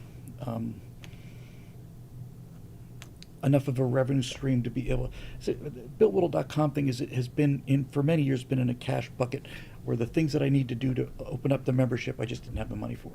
So anyway, we'll get there. And but this is the future, and this is how I was born to communicate, and so that's worked out pretty well. Thank you again for all the kind wishes about Natasha. So for those of you who are watching on YouTube, there's no need to follow the link if you're watching the recorded version, because it's just going to be one and done and out.